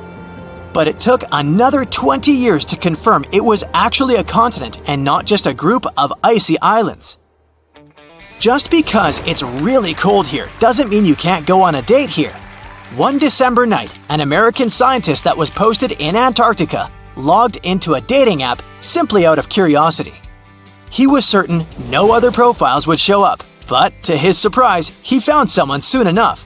Another researcher who was stationed just 45 minutes away, by helicopter of course. They eventually got together and went on the first date in Antarctica ever recorded. Apart from ice, this continent has something else way more abundantly than any other piece of land on Earth: meteorites. If we look at the research done by scientists, meteorites have equal chances of reaching any place on our planet. However, once they go through our atmosphere, the situation is a bit more complex. That's because different climates on our planet, like the humid ones found near the jungle, have a lot of moisture and oxygen, which will corrode most meteorites. The climate in Antarctica is really dry, so the possibility of meteorites corroding is little to none. More so, it's way easier to spot these rocks on the icy white surface of this area than in any other place on Earth. If you're not scared of the cold, you'll surely freak out when you hear about the winds here. That's because Antarctica is for the most part the windiest place on Earth. Wind speeds have been reported here to reach even 200 miles per hour. Before we get into the reason why and how there are pyramids all around the world, let's talk about some of the examples. I'll start with the Pyramid of the Sun in Mexico. These folks really knew how to build a city. Their well-planned urban center spanned over 7 square miles and boasted several pyramids. But the Pyramid of the Sun is the most impressive. This giant pyramid was built way back in 100 CE and is one of the biggest structures of its kind in the whole Western Hemisphere. It's so big that it's 216 feet high above the ground. If you ever find yourself in this ancient city, you won't be able to miss the Pyramid of the Sun. It's right there on the east side of the Avenue of the Dead, the city's main north-south street. To build this incredible pyramid, around 1 million cubic yards of material were used, including a special kind of red volcanic rock called Huitzilopochtli. Impressive, huh? We don't know too much about the people who built the Pyramid of the Sun or its purpose. But archaeologists believe there was once a temple on top of it. When explorers went below the pyramid in the 1970s, they found a bunch of cool tunnels and chambers. In 2011, they even found a secret stash of clay pots, obsidian pieces, animal bones, human figurines, and a mask. Who knows what other secrets the pyramid is hiding? If you decide to see this one, you must climb the pyramid using the 248 uneven steps on the west side. Watch your step. Sudan got some pyramids too. Nubian pyramids aren't as big as the ones in Egypt, but they still got around 200 of them. These ancient pyramids have been home to the tombs of the pharaohs of the Meroitic Kingdom for almost 1,000 years, who ruled Egypt from Nubia to the Mediterranean Sea. The pyramids at Meroe were constructed using granite and reddish sandstone. Oh, and did you know that Sudan has more ancient pyramids than Egypt? The Kushite pyramids depict the indigenous architecture and burial traditions of Nubia's Napata and Meroe kingdoms, which ancient Egypt influenced. Meroe, the burial site of over 40 queens and kings, is the most extensive Nubian pyramid site. The tomb walls depict mummified royals bedecked in jewelry, their wooden caskets containing bows, quivers of arrows, and other artifacts pointing to the Meroitic relationship and trade with Egyptian and Greek civilizations. So if you're looking for some ancient tombs to explore, you may consider skipping the crowds in Egypt and heading on down to Sudan. Let's fly to Iraq to see some more pyramids. Ziggurats have fancy receding layers and tiered temples. Instead of a smooth exterior, it has tiers like a cake. Perfect for all the important work and rituals that went on inside. You can find these towering structures scattered throughout Iraq and Iran, and they're a real testament to the power and skills of the people who built them. One of the biggest and most impressive ziggurats is the ziggurat at Ur. It's basically a giant rectangular pyramid that stands a whopping 70 to 100 feet tall, with 3 levels of terraces and a temple on top. Can you imagine how many baked bricks it took to build that thing? Try 720,000 for just the lower portion. This particular ziggurat was built for Sumerian king Ur-Nammu. Similar to other ones, this pyramid has been around for thousands of years, so it got a little rough around the edges. Thankfully, the Babylonian king Nebuchadnezzar II and some archaeologists came to the rescue in the 6th and 20th centuries respectively, and now you can find this near Talil Air Base. The ziggurat at Ur was built in 2100 BCE by King Ur-Nammu for the moon deity Nana. It was the tallest building in the city, and you could see it from miles around. It was like the medieval cathedral spire of its day. People would come here to bring their agricultural surplus and get their food allotments and seek spiritual nourishment. Sadly, the Nana temple at the top of the ziggurat didn't survive, but we do have some blue glazed bricks that may have been part of its decoration. The lower parts of the ziggurat are pretty amazing though. The architects even included holes in the temple's baked exterior to let the water evaporate from its core. Since we explored some of the pyramids on our planet, let's take a broader perspective. They can be found in many parts of the world. Egypt has over 100 pyramids, double that number in Sudan, and dozens of others are scattered in the Middle East and China. The Americas have the most pyramids in total, with more pyramids than the rest of the world combined. These pyramids are located in Mexico, Guatemala, Honduras, and El Salvador. Time to know more about the evolution of pyramids through history. The oldest pyramid is in Egypt. This pyramid was a step pyramid, which was created by placing one layer of stone on top of another. The pharaoh Sneferu is credited with creating the pyramid shape we recognize today. During his 45-year reign, he built 3 pyramids. His first 2 attempts failed, but he finally got it right with the Red Pyramid, which is considered the first true pyramid. It was Sneferu's son, Khufu, who built the Great Pyramid of Giza, which was the tallest human-made structure on Earth for almost 4,000 years. Latin American pyramids are similar to early Egyptian step pyramids, but they were built independently, with no knowledge of each other. The pyramids in Sudan were built around 700 BCE and are tall but much narrower than those in Egypt. How in the world did all these civilizations build these things without even texting each other? After all, the Aztecs, Mayans, and ancient Egyptians were about as different as possible. But despite their cultural differences, they all seem to agree on one thing. Pyramids were pretty cool. Step pyramids are all around the world because they were the most feasible and stable way to build large and tall structures without access to lighter building materials like wood and metal. The triangular form with a square base is the best way to build a sturdy structure, and having a cube structure would require more material for less height. Now, when it comes to pyramid design, the Egyptian pyramids were like giant triangles with a square base, smooth sides, and a pointy top. On the other hand, the Aztecs and Mayans went for a tiered cake look, with steps leading up to a flat platform on top. So, while all these pyramids share the same basic shape, they have their own unique flair. Each group built its pyramids using different materials, techniques, and slope angles.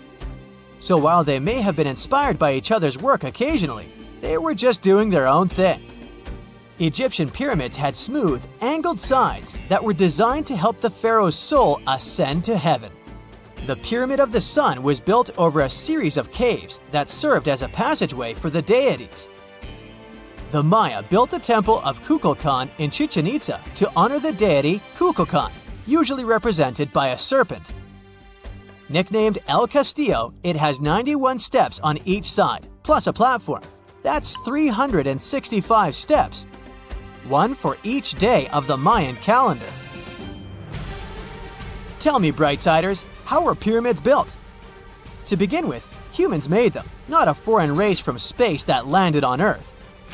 You see, one thing that all pyramids have in common is that they were built without advanced tools or even the wheel. It took a lot of people to build them, including skilled laborers and architects. For example, it's estimated that 20,000 people built the Great Pyramid of Giza, and it's believed that most of them were skilled laborers. Building pyramids was a massive undertaking that required years of planning and effort. The Great Pyramid at Cholula, Mexico, took 600 years to complete.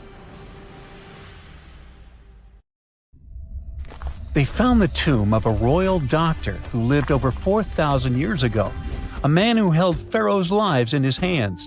This man knew secrets that only deities and kings were allowed to hear. And yet, when they opened his tomb in 2024, there was no body, just vivid paintings, untouched by time, and cryptic symbols carved into stone. Who was he, and why was he buried with spells linked to a scorpion deity? The tomb was buried deep beneath the sands of Saqqara. The doctor's name was Tete Nebefu. He lived around 4,100 years ago, during one of Egypt's most mysterious turning points, right at the edge of glory and collapse. These were the final days of Egypt's Old Kingdom. The sun still glinted off freshly built pyramids, but the shadows were already creeping in.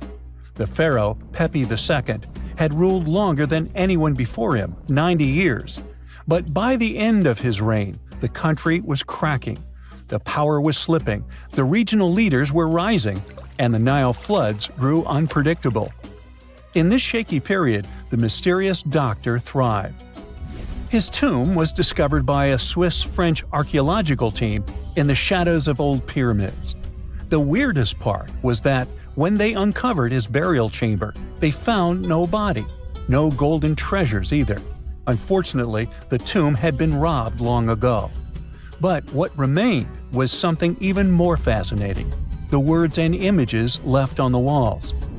The paintings are still vibrant, bright colors that somehow survived all those years underground. The walls show jars, containers, strange abstract patterns, and geometric shapes.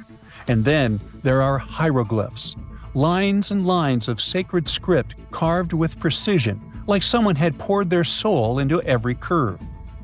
These inscriptions revealed who Teti Nebefu truly was. Turns out, he wasn't just any doctor. He was the conjurer of Serket. Now, Serket was the female deity of scorpions, sacred and terrifying. Egyptians believed she could stop venom, heal bites, and protect the living from toxic elements. The title, Conjurer of Serket, meant Tete Nebi-Fu was a specialist in treating dangerous stings and bites. And if he got an entire tomb for himself, he may have been Egypt's top expert in those things, a man who healed with both medicine and magic. But that wasn't all. He also held the title Director of Medicinal Plants, a title seen only once before in all of ancient Egypt. That means he knew the healing power of herbs, roots, and oils like no one else. Now you might wonder, what plants in a huge land of sand? But in reality, ancient Egyptians used herbal medicine that would hold up in some labs today. They created pills, ointments, and inhalers. Most often they chose some active ingredient, a flavor to make it easier to take, and something to deliver it into the body. Sound familiar? And yeah, they didn't have many traditional plants, so some of these ingredients were bizarre by our standards, like using crocodile dung and acacia mixed with honey. They even had formulas for anti-wrinkle creams. And apparently, our mysterious healer was also chief dentist. This title is almost never seen in ancient records. Evidence of Egyptian dentists is incredibly rare. Turns out, our ancient genius didn't just fight stings and study plants. He was also trusted with teeth and jaws, which were actually a huge problem in ancient Egypt. These people may have built wonders, but their teeth paid the price. Ancient Egyptians constantly caught grains of sand in their mouths. They often ate grit-filled bread and raw vegetables, which wore down enamel and caused a horrible condition called attrition. This led to tons of problems, including tooth loss. They had to improvise back in the day. For example, crafting the world's oldest known toothpaste from crushed rock, mint, and pepper, which ironically only made things worse for the gums. Or a toothpaste from things like eggshells, pumice, and natron, a salty mineral used for cleaning. They were also inventing mouthwashes from celery, bran, and herbs to ease the problem. Some mummies were even found with crude metal braces and gold wires attaching missing teeth. Though we're not sure if these were for the living, or was it just a nice little addition added as an afterlife gift.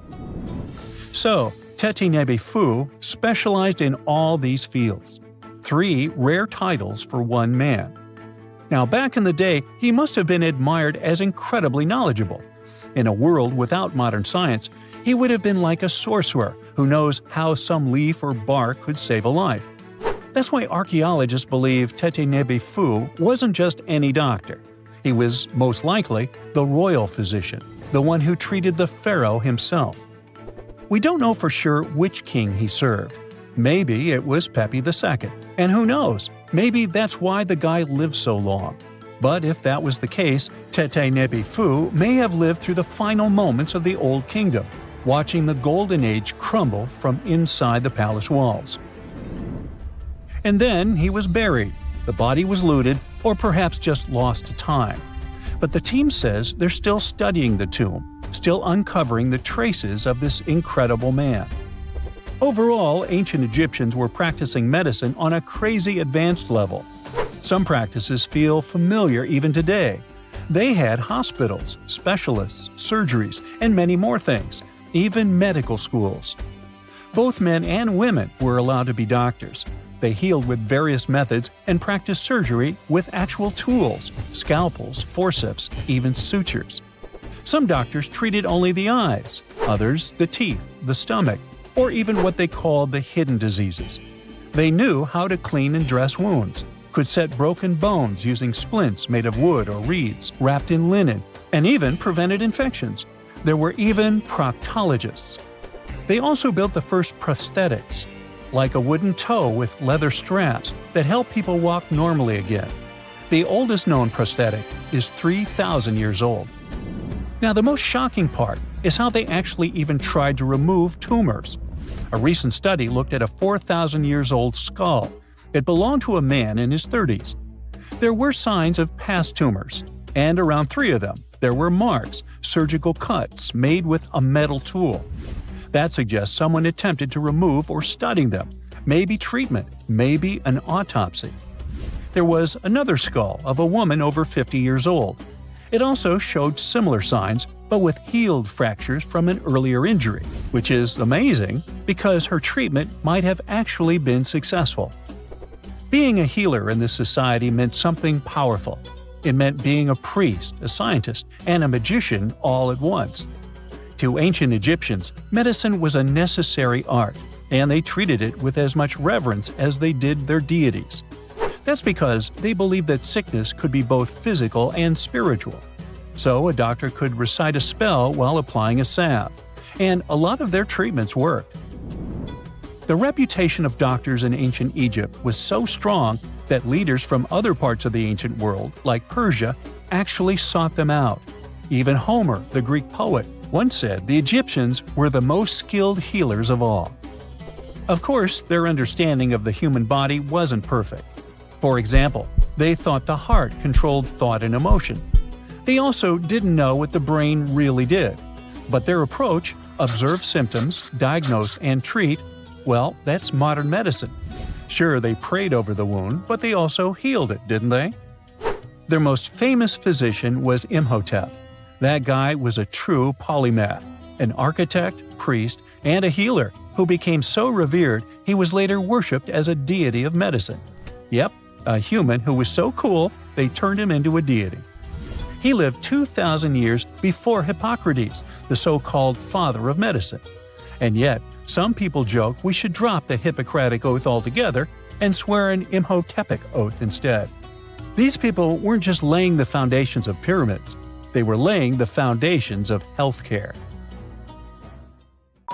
If someone finally invents time travel and you hop on a trip to the past, you won't recognize many of the things you know and love today. The Statue of Liberty and the Egyptian pyramids, some basic gadgets like the remote control and your laptop, and even the corn you have for lunch have all changed beyond recognition. When the pyramids were originally built in ancient Egypt and Giza and other places, they didn't look sandy brown at all. All of them were covered with white limestone. If you had seen them under the hot African sun, you'd have to look away. That's how smooth and shiny they were. Builders used around 6 million tons of this material for the Great Pyramid of Giza alone. It's the largest one you can still see on your trip to Egypt. The local rules were quite a thrifty crowd, and they reused some of the casing stones for other construction projects. A massive earthquake in the 14th century has also loosened some of the stones, so you won't see a lot of limestone, but some of it is still there, on top of the Pyramid of Khafre in Giza. It looks like it has a second peak on top of the first. In ancient times, all pyramids used to have capstones called pyramidions, covered in a mix of gold and silver. Most of them have been lost over the centuries, but you can still see a few of them at museums.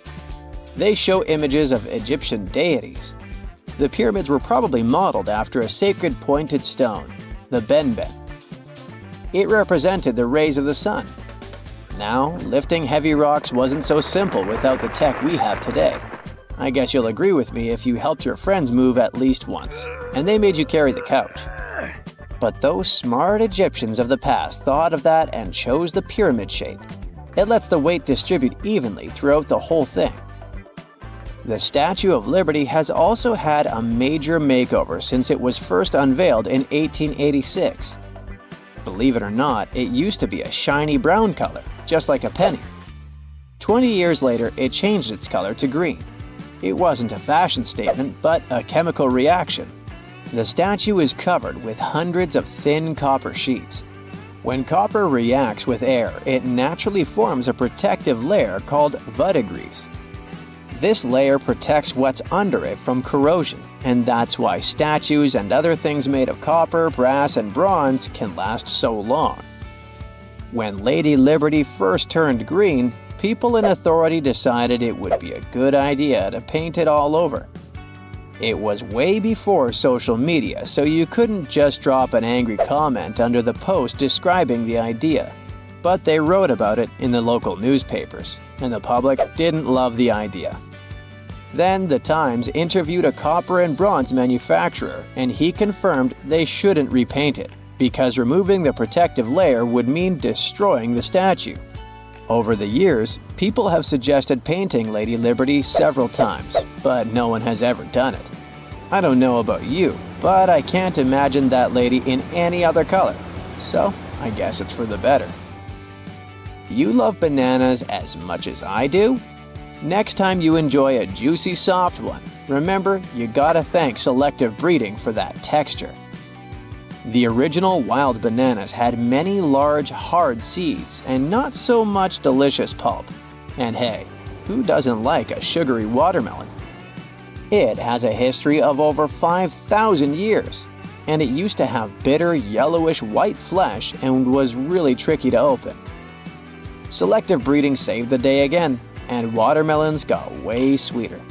Japanese scientists went further and invented the seedless version. Corn's grandmother is a Mexican grass called teosinte. The kernels in this grass were small and hard to get. Farmers from many thousands of years ago saved the seeds only of those plants that were larger or tastier, or with kernels that were easier to grind.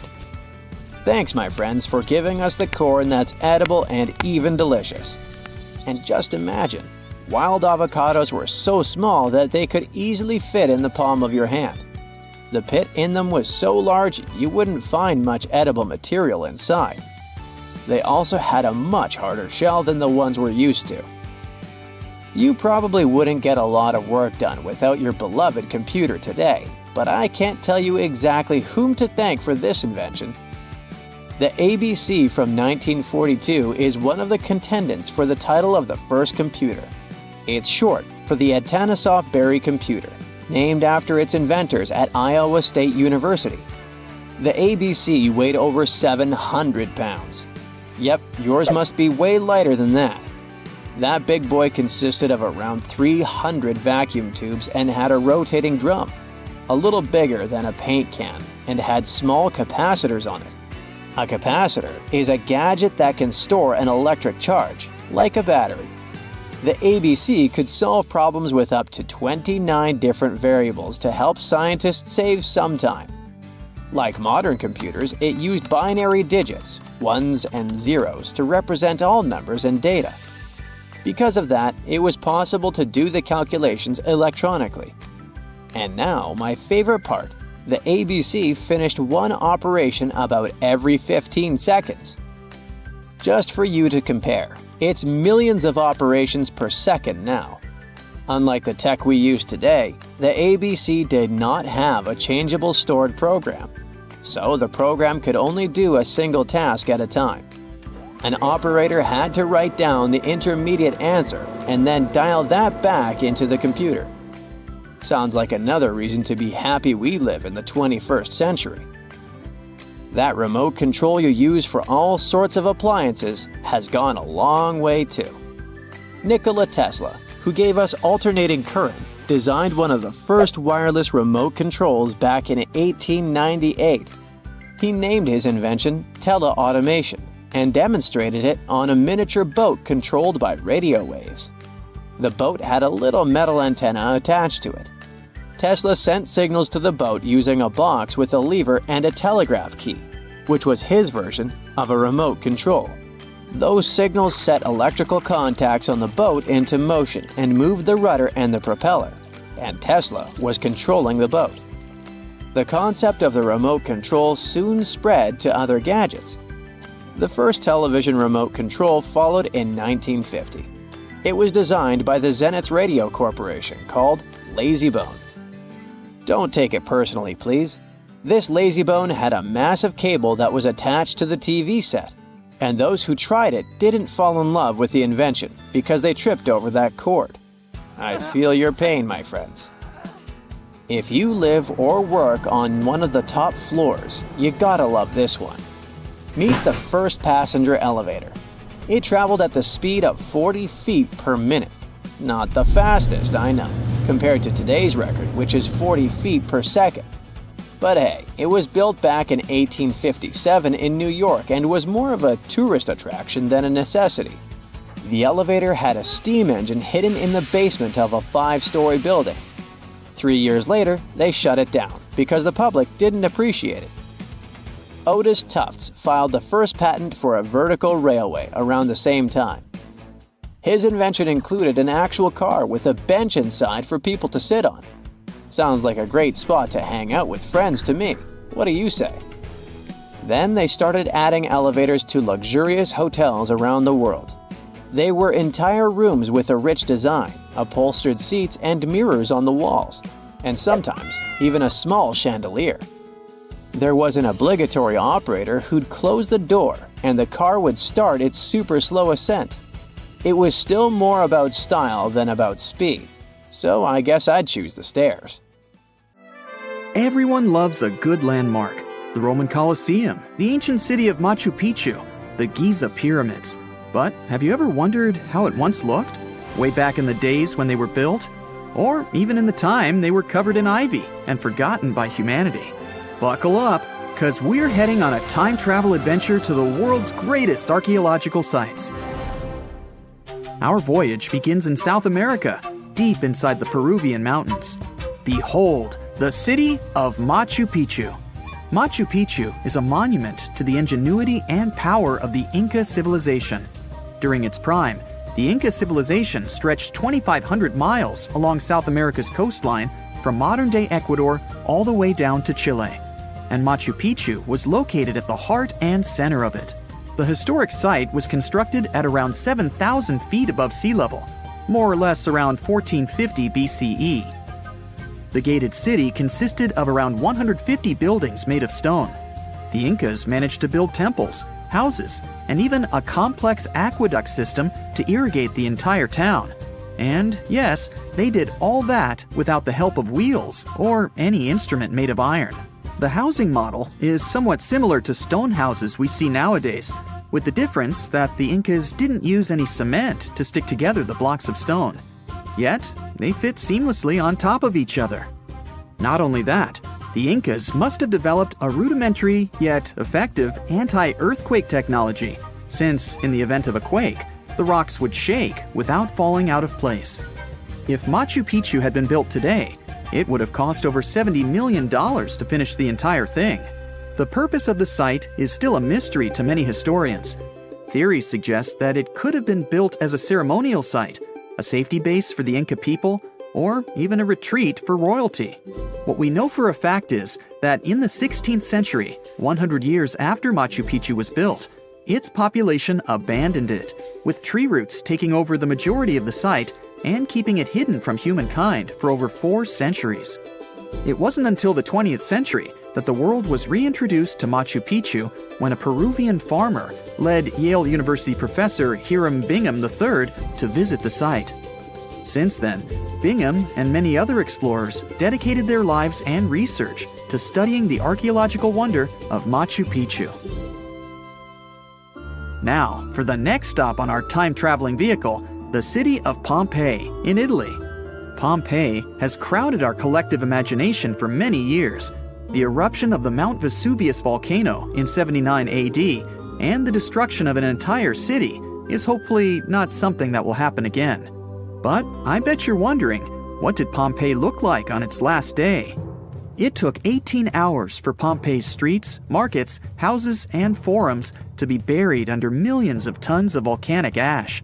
Thanks to some clever scientists, we discovered that the lava and ashes that covered Pompeii on its very last day actually helped to freeze the city in time.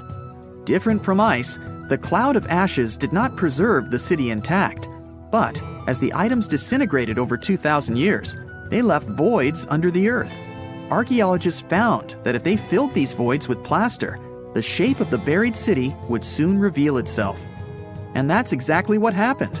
Of course, it was nothing like the bustling city of 12,000 people that had existed for many years before the fateful eruption. Pompeii was a vibrant and rich municipality. The site's ruins revealed that many areas of Pompeii boasted impressive houses, some with balconies, which was a sign of great wealth at the time. And, believe it or not, even some artwork survived the eruption.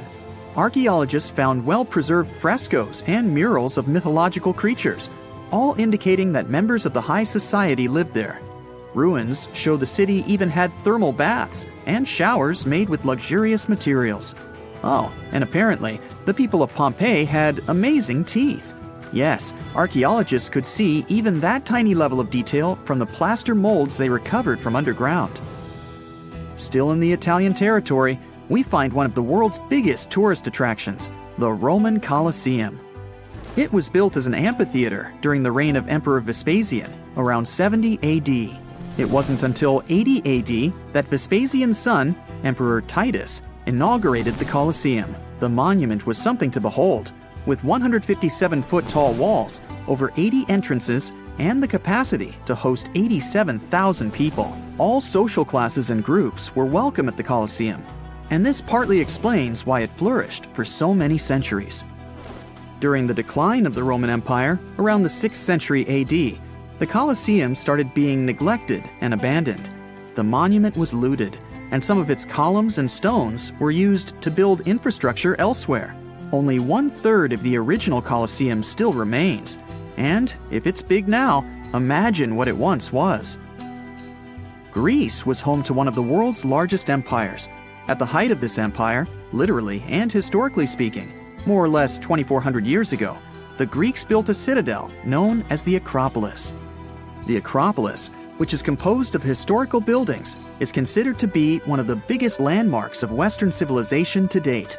Tourists that visit the capital city of Athens today may be faced with yellowish and broken pillars of the Parthenon standing way up high in one of the city's hills. But way back when it was built, between 447 and 432 BCE, the imposing and majestic Parthenon was purely white, as the entire monument was built with gleaming white marble. The statues inside were made of gold. The Parthenon is a 23,000 square foot temple held up by 69 marble columns. The largest blocks of marble are massive, weighing around 10 tons each. And the most surprising fact is that the marble didn't come from Athens, but from a nearby site that stood 10 miles from the Acropolis, known as Mount Pentelicon. Historians intrigued by where the primary material for building the Acropolis came from found tiny and big blocks of marble all scattered around the floor of Mount Pentelicon. There was also a paved road that the Greeks had built to carry the rocks around. But perhaps the most impacting monument of all times is located at the heart of the Middle East, outside the Egyptian city of Cairo. The pyramids are considered one of the 7 wonders of the ancient world. The Giza Pyramid Complex was built as a tomb for the pharaoh Khufu around 4,500 years ago. Between 20 to 30,000 people took part in the construction process. It's composed of 3 pyramids. The massive monument is made out of approximately 8,000 tons of granite and over 550,000 tons of mortar, which gives it the appearance it has today. Would you believe me if I told you that the pyramids didn't always look like this? Far from it. They were shiny white with a golden triangular tip at the top. This is because the Egyptians used over 6 million tons of limestone to cover the entire rocky, step-like structure, all so that they could gleam white under the unforgiving sunlight of Egyptian skies. The Pyramid of Khufu remained the tallest structure on Earth made by humans for over 3,800 years. It was the only 8-sided pyramid in Egypt and was believed to align with Orion's belt. It's considered to be the most aligned construction facing north.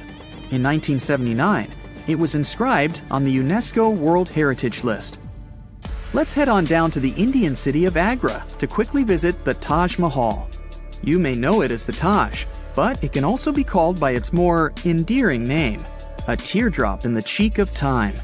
The Taj took over 22 years to build and was commissioned in 1632 by Mughal Emperor Shah Jahan as a declaration of love for his third and favorite wife, Mumtaz Mahal. It was made with ivory white marble, and amazingly, due to tight conservation, it still remains very similar to what it was when it was built. I think all this talk of landmarks got me thirsty for some traveling. What about you? Tell us in the comments below if you've ever visited some of these sites, or which interesting landmarks you'd add to this video. The year is 1923. 2 teenagers sneak out of their homes in the middle of the night in Florida City. Rumor had it that an old man was building a rock castle by himself. But every time someone tried to see what the old man was doing, he would stop working. The curious teens managed to sneak into Ed's backyard and saw something they could later describe as magic. They recalled seeing rocks moving around like helium balloons. The old man was moving up to 30 tons of stone by himself to build his castle. Even if he didn't allow anyone to see him working, he would proudly talk about it around the town. But whenever people asked how he was building a stone castle all on his own, he simply answered, "I cracked the secret of the pyramids." This story begins in Latvia, Edward Leedskalnin's home country. Edward was born in a small village on January 12, 1887. He was born in a family of stonemasons, which is probably where he learned ancient techniques of building. However, he grew up as a sickly boy, which meant he could never carry much weight or undergo heavy physical activity. At the age of 26, an unfortunate turn of events determined Ed's fate. The love of his life broke off their engagement, and heartbroken Ed decided to move to the United States. He lived in a couple of American states before finally moving to Florida, where his life's adventure started. Ed spent years searching for the right spot of land to build his dream house. He always rejected good farmland. When people wondered why, he only smiled. Finally, when he bought land of his own, it was deemed terrible by his close friends. The soil was bedrock. He could neither plow nor farm it, but it seemed perfect for what he was seeking to build. Ed's close friends would often describe him as eccentric. When asked why he wanted to build a house, he would only say, "It's for my sweet 16. Someday she's coming back." Then, he changed the topic of the conversation. It took Ed about 30 years to finish Coral Castle, and he did it all by himself. He would only work under the cloak of night and never let anyone see what he was doing. The completed Coral Castle embodies a number of unsolved mysteries. If you were to visit the site back then, you'd have to go through a 9-ton, 8-foot-tall revolving gate door that even a kid could push with just one finger. Ed was so proud of this door that he originally named the site Rock Gate Park. It was renamed Coral Castle only much later, after Ed's passing. Once inside, visitors would access the incredible wonders of Ed's constructions. Towers, mystic symbols, furniture, and swing sets, all made entirely of monolithic blocks of stone. The stones are set on top of each other, using only their weight to keep them together. And believe it or not, the entire park gathers around 1,100 tons of stone. Today, if you visit Ed's living quarters, you'll even see the simple instruments he used to construct all of this: chisels, hammers, ropes, and pulleys. The type of work he did is difficult even with modern-day equipment, let alone without it. Coral Castle's main mystery lies in how Ed managed to do it. The only photograph of Ed Leedskalnin at work shows a simple leverage structure of a chain hoist attached to a wooden tripod. The tripod was made of old telephone poles with a small wooden box on top. What was in the box is, of course, a mystery. Unfortunately, he took his secrets with him, not sharing the truth of his work with anyone else. Yet, not all is lost, as there are many theories and speculation surrounding what could have happened there. One theory says that there is a harmonic grid inside the Earth's surface, something that would create anti-gravity spots around the globe. It's believed that Coral Castle was built in such a spot. This could explain why it took Ed so long to find land that pleased him. Maybe what he was looking for was a place that allowed him to experiment with anti-gravity forces. Yet, whenever Ed talked about his work, he would say he understood the laws of weight and leverage, and, sure thing, that he had cracked the secret of the pyramid builders. And what secret is that, you might ask?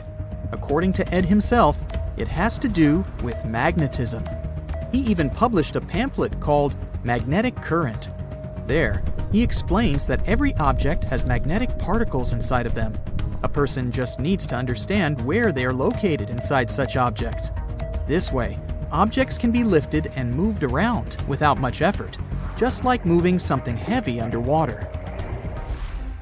Researchers say that if we assume Ed Leedskalnin and the pyramid builders used the same technique, then it would only have taken 4,700 workers to build the Great Pyramid of Giza, instead of the 20,000 to 100,000 that is currently estimated. But this story just keeps on getting more and more mysterious. In the late 1920s, Ed was finishing the construction of Coral Castle in Florida City. Rumors about his work had spread around town. People said Ed was hiding a stash of money somewhere in his living quarters. One night, a group of men waited until Ed was alone and broke into the castle to rob him. They couldn't find the money and, luckily, didn't harm Ed.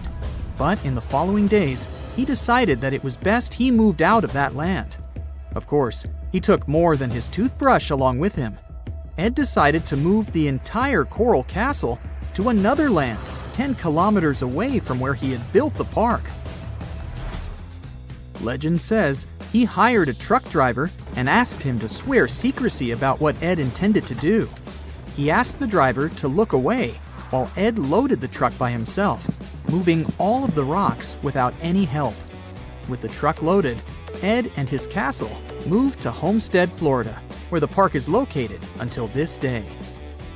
In 1986, a group of engineers from Florida University was called to try to fix the park's gate entrance, the 9-ton revolving door that Ed was so proud of. They arrived with plenty of modern-day equipment, including a 20-ton crane. When the engineers took the door down, they noticed that Ed had used a strange circular stone at the bottom of the revolving door. The engineers couldn't understand how this frisbee-sized rock could withstand 9 tons of weight without breaking into pieces. They sent the rock to the geology department at the University of Florida, but the geologists simply returned the rock, saying they couldn't find a match of this rock in their databases.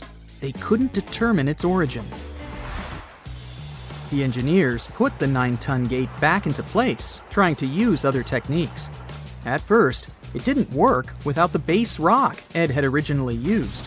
So, they had to cut the gate rock to make it work as a revolving door once again, proving that modern-day technology couldn't replicate what Ed had done single-handedly. Fast forward to 2011, and another man claimed to have cracked the code of the pyramid builders and Ed Leedskalnin himself. Wally Wallington, a retired construction worker from Lapeer County, Michigan, has managed to build using similar techniques to those used by Ed. Wallington is known for having built his personal Stonehenge in Michigan.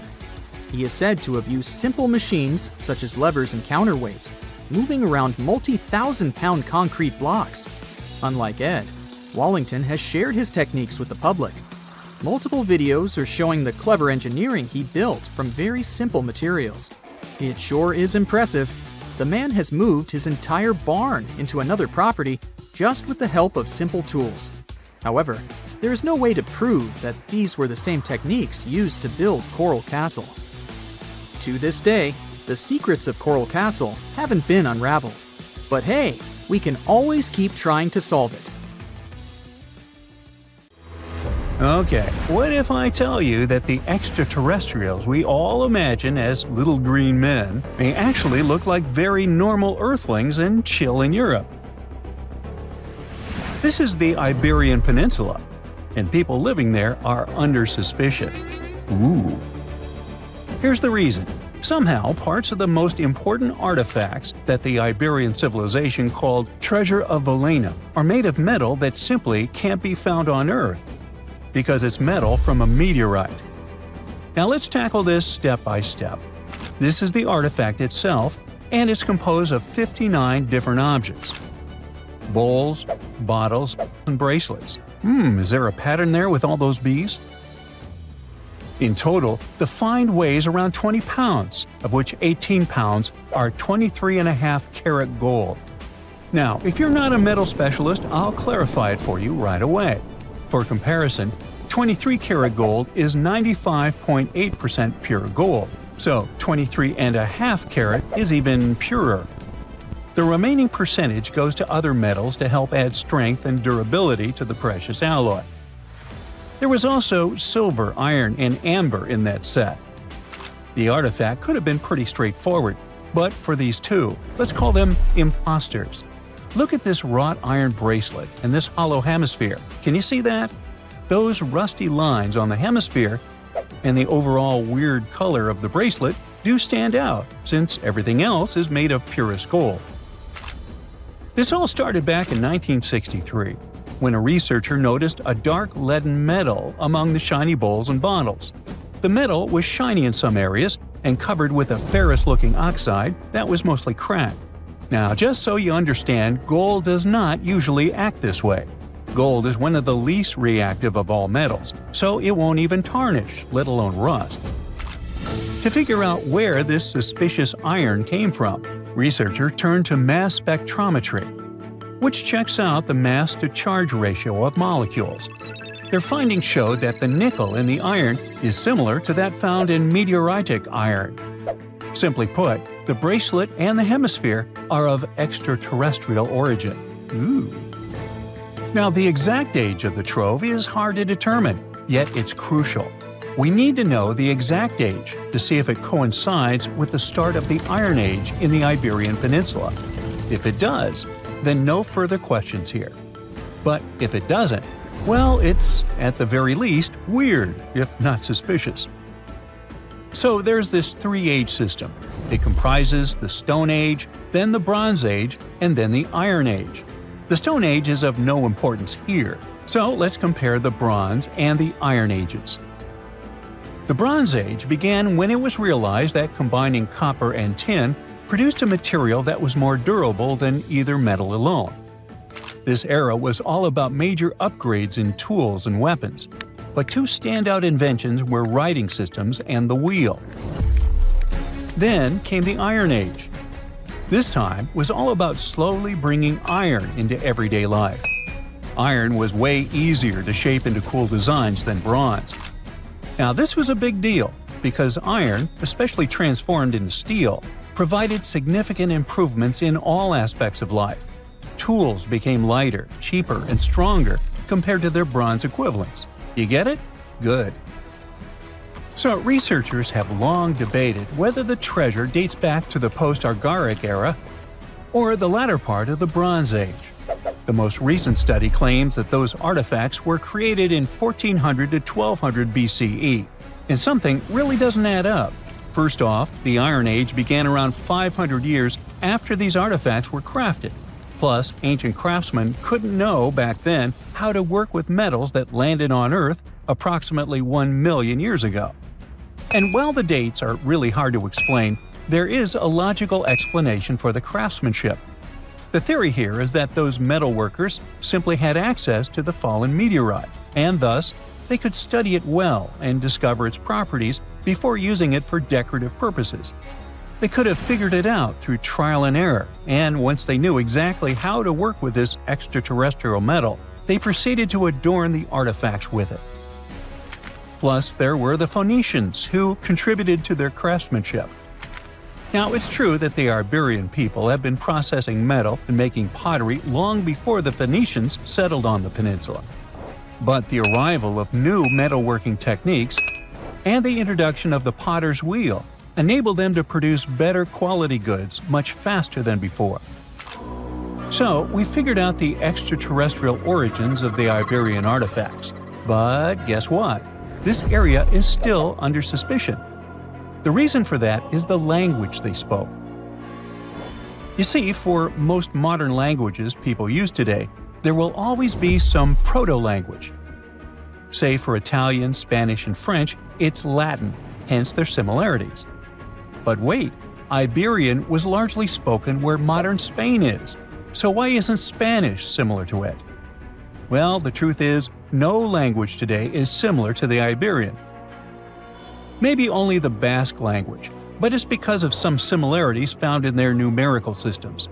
Basque is classified as a language isolate, or simply unrelated to any other known languages, and the only language isolate in Europe. The Iberian language is unclassified. While the scripts written in it have been deciphered to various extents, the language itself remains largely unknown. And look at the alphabet the Iberians had. Looks like it doesn't really belong to our planet. But hold up, this one might be a bit of a stretch. When the Phoenicians came to the peninsula, They brought along their alphabet to the Iberians, but honestly, the Iberians probably weren't keen on just copying someone else's writing system, so they tweaked it until it looked completely different. Let's just say they took some inspiration and ran with it. While linguists can guess to some extent how most characters sounded, actually translating the language is still completely impossible. The Iberian language was non-Indo-European and faded away over 2,000 years ago. And there aren't any similar languages left to help us out. Super frustrating, right? Yeah. We got over 2,000 Iberian inscriptions from tombs, coins, potteries, lead plates, and even cave wall carvings. But aside from a handful of words, we're totally in the dark about what they mean. Now, if we could understand their language, we might have learned that they were great thinkers and all, but we can only contemplate the works of art they left. Iberian culture has a lot of amazing stuff made by talented artisans. We're talking about not just metalwork and ceramics, but also detailed sculptures, textiles, jewelry, and other personal bling. But here's the catch. Making all those luxury items depended a lot on a big farming class.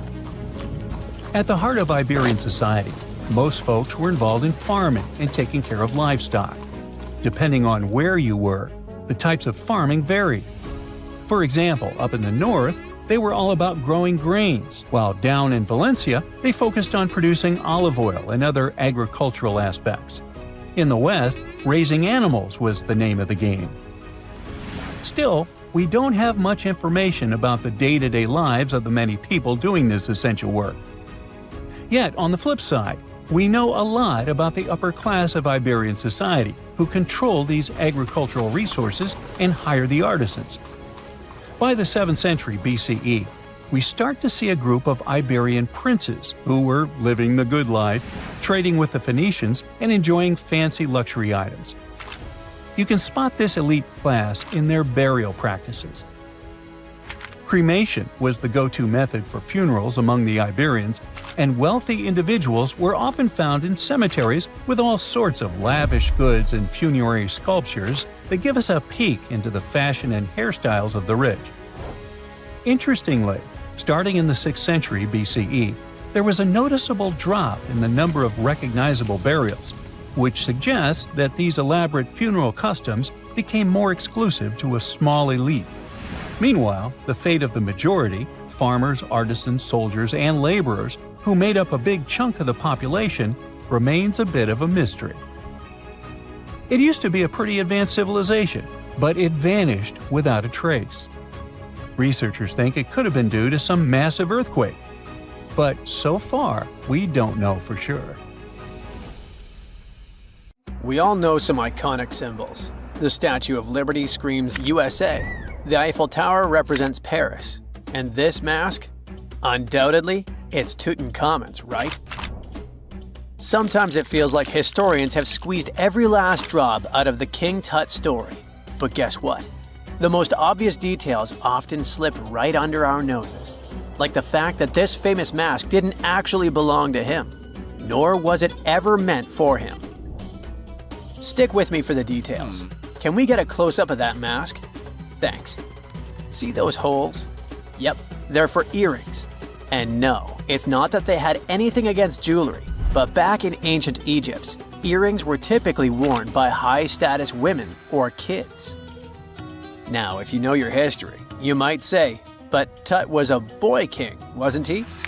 You're spot on. He began his reign at just 9 years old. Sadly, that didn't last long as he passed away at a very young age. So when he was 9, he might have worn earrings, but he probably took them off when he hit that no earrings age. Sounds reasonable, right? Actually, not quite. That would have been pretty strange since nobody expected him to pass away young. Certainly not at 9. So no one was preparing a kid's mask for a burial. It's this untimely demise that suggests that the mask used was simply the best option available when Tut passed away. There are more clues pointing to the idea that the mask was found in a hurry. Let's think about this. Even though Tut was mummified and his body could wait a bit, his loved ones wanted him to reach the afterlife ASAP. Some experts even believe the paint in the tomb was still wet when it was sealed. But look at his mask. It's a masterpiece. There's no way it was made in a rush. It's way more elaborate than other simpler cartonnage pieces. The renowned mask of King Tut stands 21 inches tall, adorned with precious stones, and features a golden beard that weighs 5.5 pounds, making the entire mask 22.5 pounds. Okay, I'm a bit confused here. So it seems like it was probably a kid's mask, but it had a beard? I've never seen a 9-year-old with a goatee, and I'm guessing you haven't either. Just think about it. A grown man's face compared to a kid's face.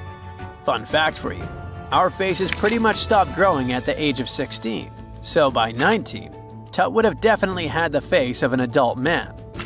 Can you imagine trying to fit a relatively small kid's mask on a grown man? That would have been super embarrassing, and no one would have let that happen. Right, let's dismiss the kid's theory. Now, the second option, if you remember, is that the mask could have originally belonged to a woman. This is where the beard theory comes into play. Some researchers believe the beard might have been added later on. Here's another twist. What if the mask was actually made for Nefertiti herself, who ended up maskless? In this case, there are two discoveries. Two birds with one stone. For now, it sounds like a conspiracy theory, I know.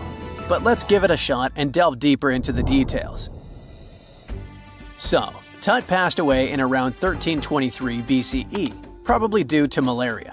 He had other health issues too, like when he broke his leg, and records suggest he wasn't in the best shape. As for Nefertiti, we have no solid data about her demise. Plus, nobody knows exactly when or where she was buried. The supposed year when she passed away is around 1330 BCE, but she could have lived longer, and the mask was intended and prepared for her. Or maybe they just took her mask right from the burial chamber. After all, they were family. Well, sort of. She was said to be his stepmom, having been married to Akhenaten, who was likely Tut's father. But this is not 100% accurate. Some scientists doubt it. Ah, these ancient Egyptian families. It's hard to keep track of who's who. I know, you're not yet convinced that Tut wore a lady's mask. Let me share one more theory with you. Meet Howard Carter, the enthusiastic archaeologist who discovered Tutankhamun's tomb. It was located in the Valley of Kings outside Luxor, and, to everyone's surprise, was nearly intact. When he entered, he noticed something odd. This didn't feel like a pharaoh's burial chamber. It was classy and all, but it had a vibe that suggested it was made for a woman. Typically, Egyptian pharaohs had larger tombs that suited them better, and even more strangely, it was oriented to the right of the entrance. This didn't add up. That orientation was typical for female chambers, which Egyptian queens used. Another red flag was that the chamber appeared to have been built in stages, and all the artifacts, around 2,000 of them, seemed hastily placed there. Even more curious, they looked like they were meant for other royals. Carter discovered this burial site in 1922, but it remained a mystery as to why it was so bizarre. Almost a century later, Nicholas Reeves thought he may have solved the puzzle. He claimed that King Tut might not have been the original resident of the tomb. Instead, he suggested that the undisturbed resting place of the legendary Queen Nefertiti could be hidden behind the walls of the boy king's burial chamber. Nicholas studied high-resolution photos for months, meticulously examining every pixel. One day, he focused on detailed scans that revealed the texture of the tomb's walls beneath layers of paint. He spotted what he believed to be outlines of two doorways that had been blocked and plastered over to hide them from view. The more he looked, the more it seemed real. Could it be a tomb within a tomb? Nicholas theorized there was a hidden storeroom behind the western wall of King Tut's tomb, and his chamber might just be the outermost section of a larger corridor-style network of rooms. It all sounds fancy, but sorry to break it to you. Reeves' theory was debunked. To find out if he was onto something, experts had to use ground-penetrating radar to see the unseen. Reeves' idea was that if there were gaps, it could indicate the presence of additional rooms. And at first, in 2015, One expert even thought he had found a hidden room. But the glory didn't last for long. A year later, after double-checking, it turned out there were no hidden doorways. By the way, Nefertiti isn't the only legendary woman from Egypt whose burial site remains a captivating mystery. There's a cool legend about Cleopatra that you might enjoy. It's said that she once declared, "No man will ever find my tomb." Kind of fitting, right? After all, the person who's come closest to uncovering her final resting place is a woman. Fast forward a few millennia after she passed away, and while no man has located it, archaeologist Kathleen Martinez believes she might have cracked the code. She's been on the quest for Cleopatra VII's tomb for nearly 20 years, and recently discovered a bust that she thinks represents the famous queen. However, not everyone is on board with her claim. Some experts argue that the bust doesn't resemble Cleopatra at all. Alongside this intriguing marble statue, Martinez's team also unearthed 337 coins, some of which, less controversially, feature Cleopatra's likeness. But the real part is that it's still not officially confirmed. There's no doubt about the existence of the small bust. It's carved from white marble, fits in one hand, and shows a woman wearing a royal crown, according to a translated statement from the Egyptian Ministry of Tourism and Antiquities. The big question, though, is who it actually depicts. While Martinez insists this statue is a representation of Queen Cleopatra VII, many other archaeologists argue that the facial features don't match, suggesting it likely belongs to a princess instead. Sorry, I can't resist the temptation of breaking the magic for a moment. Some folks believe that the whole idea of "no man will find my tomb" is misunderstood. Even if she did say it, what she probably meant was "no living soul," and it wasn't about gender at all. It can as well be just a beautiful legend. Toodaloo! No man shall ever find my tomb. That's what, according to rumors, Cleopatra once said. Rumor has it really wasn't about the gender. She wanted no living soul to disturb her, and I think she meant that no human would ever discover the location of her grave. But, surprisingly, it was indeed a woman who was closer than anyone before to finally discovering the Queen's resting place. Meet Kathleen Martinez Berry, a criminal lawyer turned archaeologist. She got so intrigued with Cleopatra's story that she packed her bags and went to Egypt with no official support and even no permission from the authorities. All she had was pure determination to find the Queen's tomb. Now, you could say Kathleen had always been ahead of the game. She skipped grades in school, mastered piano, chess, swimming, and martial arts, and grew up listening to top intellectuals debating in her home. And she even got her law degree at just 19, and archaeology was her side passion. She had never actually been to Egypt, never dug up a single artifact. But her fascination with Cleopatra went all the way back to an argument with her father in 1990. That day, she walked into his library looking for a copy of Antony and Cleopatra by Shakespeare.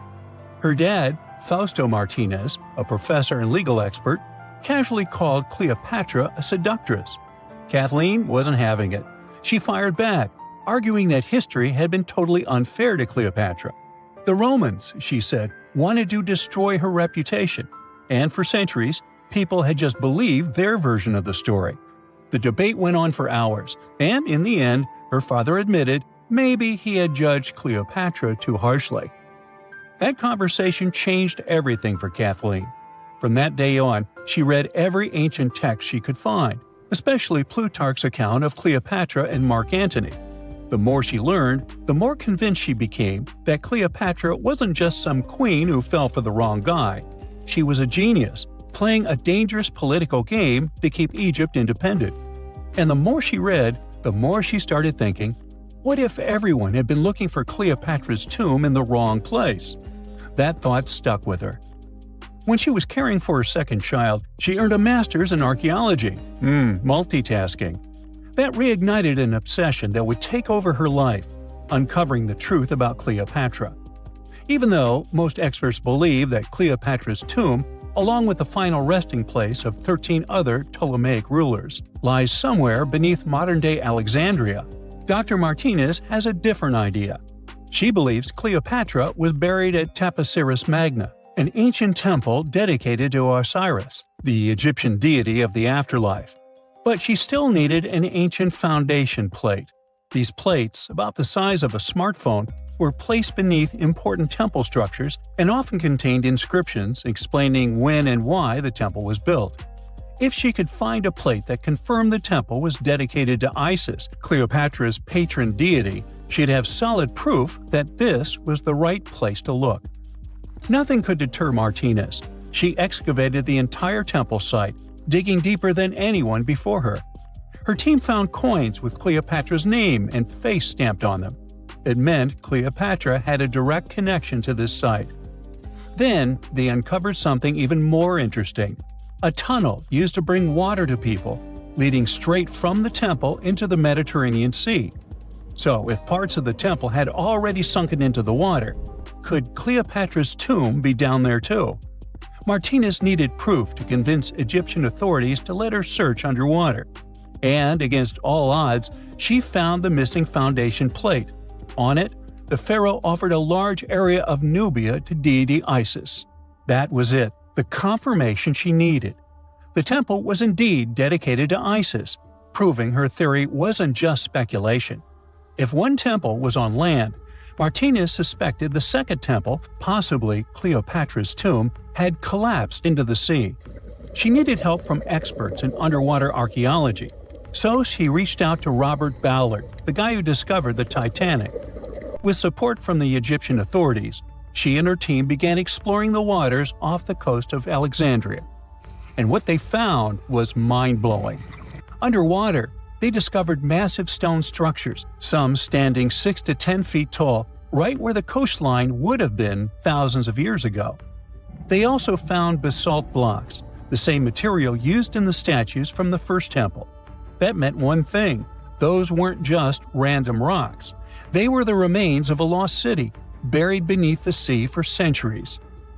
Now, we can only wait and see whether Martinez and her team will be able to unravel one of the greatest mysteries of the past left by the outstanding woman that was Cleopatra.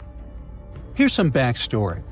After her father, Ptolemy VII, passed away, Egypt's throne went to both Ptolemy VIII and Cleopatra, or so it seemed. Cleopatra, just 18 at the time, allegedly married her 10-year-old brother.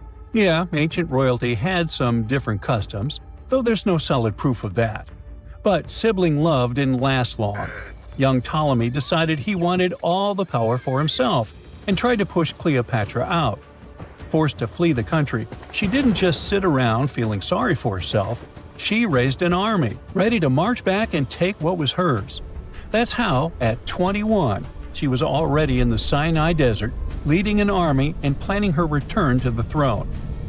Now, by that time, Cleopatra had already been locked in a powerful political, and not only political, alliance with Julius Caesar. In June 47 BC, she gave birth to a son, Ptolemy Caesar, better known as Caesarion, who, many believe, was Caesar's child. But that didn't stop her from playing by Egyptian royal rules. And her husband number 2, her other brother, Ptolemy XIV. Yeah, despite her ongoing affair with Caesar, Cleopatra married yet another sibling, because, in her world, keeping the throne in the family was the name of the game.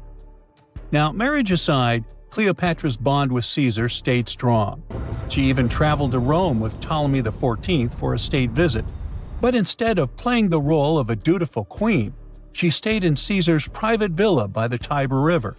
But after Julius Caesar lost his life in 44 BCE on the Ides of March, Cleopatra's political standing became shaky. To make matters worse, her brother-husband Ptolemy XIV passed away soon after, and some suspect Cleopatra had a hand in it, leaving her as the sole ruler of Egypt. Meanwhile, back in Rome, Mark Antony was rising to power as Caesar's presumed successor. Wanting to size up the Queen of Egypt, he summoned Cleopatra, and she did not disappoint. Sailing into town on the lavish barge, dressed as a deity, Cleopatra made quite an entrance. Antony was instantly mesmerized, so much so that he left his third wife back in Rome and followed Cleopatra to Alexandria, where their relationship turned into a full-blown royal affair. The two had 3 children together. Together, they waged war against Caesar's adopted son, Octavian, in a battle for control of the Roman Empire. The last time the queen was seen, she was in her mausoleum, dressed in full royal splendor, diadem on her head, lying on what Plutarch called a golden couch. When Antony and Cleopatra lost at Actium, Octavian's forces marched into Alexandria.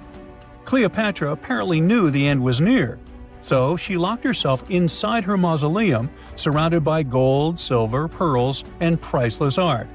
Those were the treasures she threatened to burn rather than let the Romans take them. Antony, meanwhile, wasn't going to let the Romans capture him alive. He wounded himself with his own sword, but before he passed away, he was carried to Cleopatra's side. She held him as he took his last breath in her arms. A little over a week later, Cleopatra made her own choice. Rather than face humiliation as Octavia's prisoner, she ended her life. Legend says it was the bite of a deadly asp, though history isn't quite clear on that. At the time, Cleopatra was only 39. Sounds like a rather full life to me. This just in, the world's oldest pyramid was built during the last ice age. And I'm not even talking about Egypt. I'm saying our ancestors might have spewed a 27,000-year-old pyramid in West Java. Gunung Padang is not exactly shouting pyramid. It's more of a mound with huge scattered stones tossed all over it.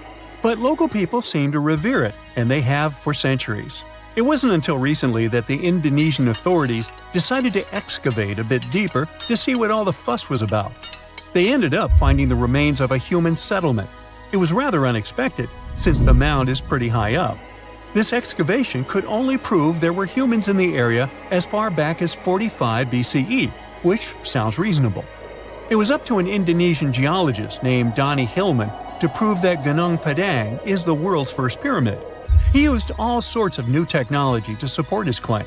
Our guy used carbon dating, which digs deep into the earth and takes whole chunks of soil.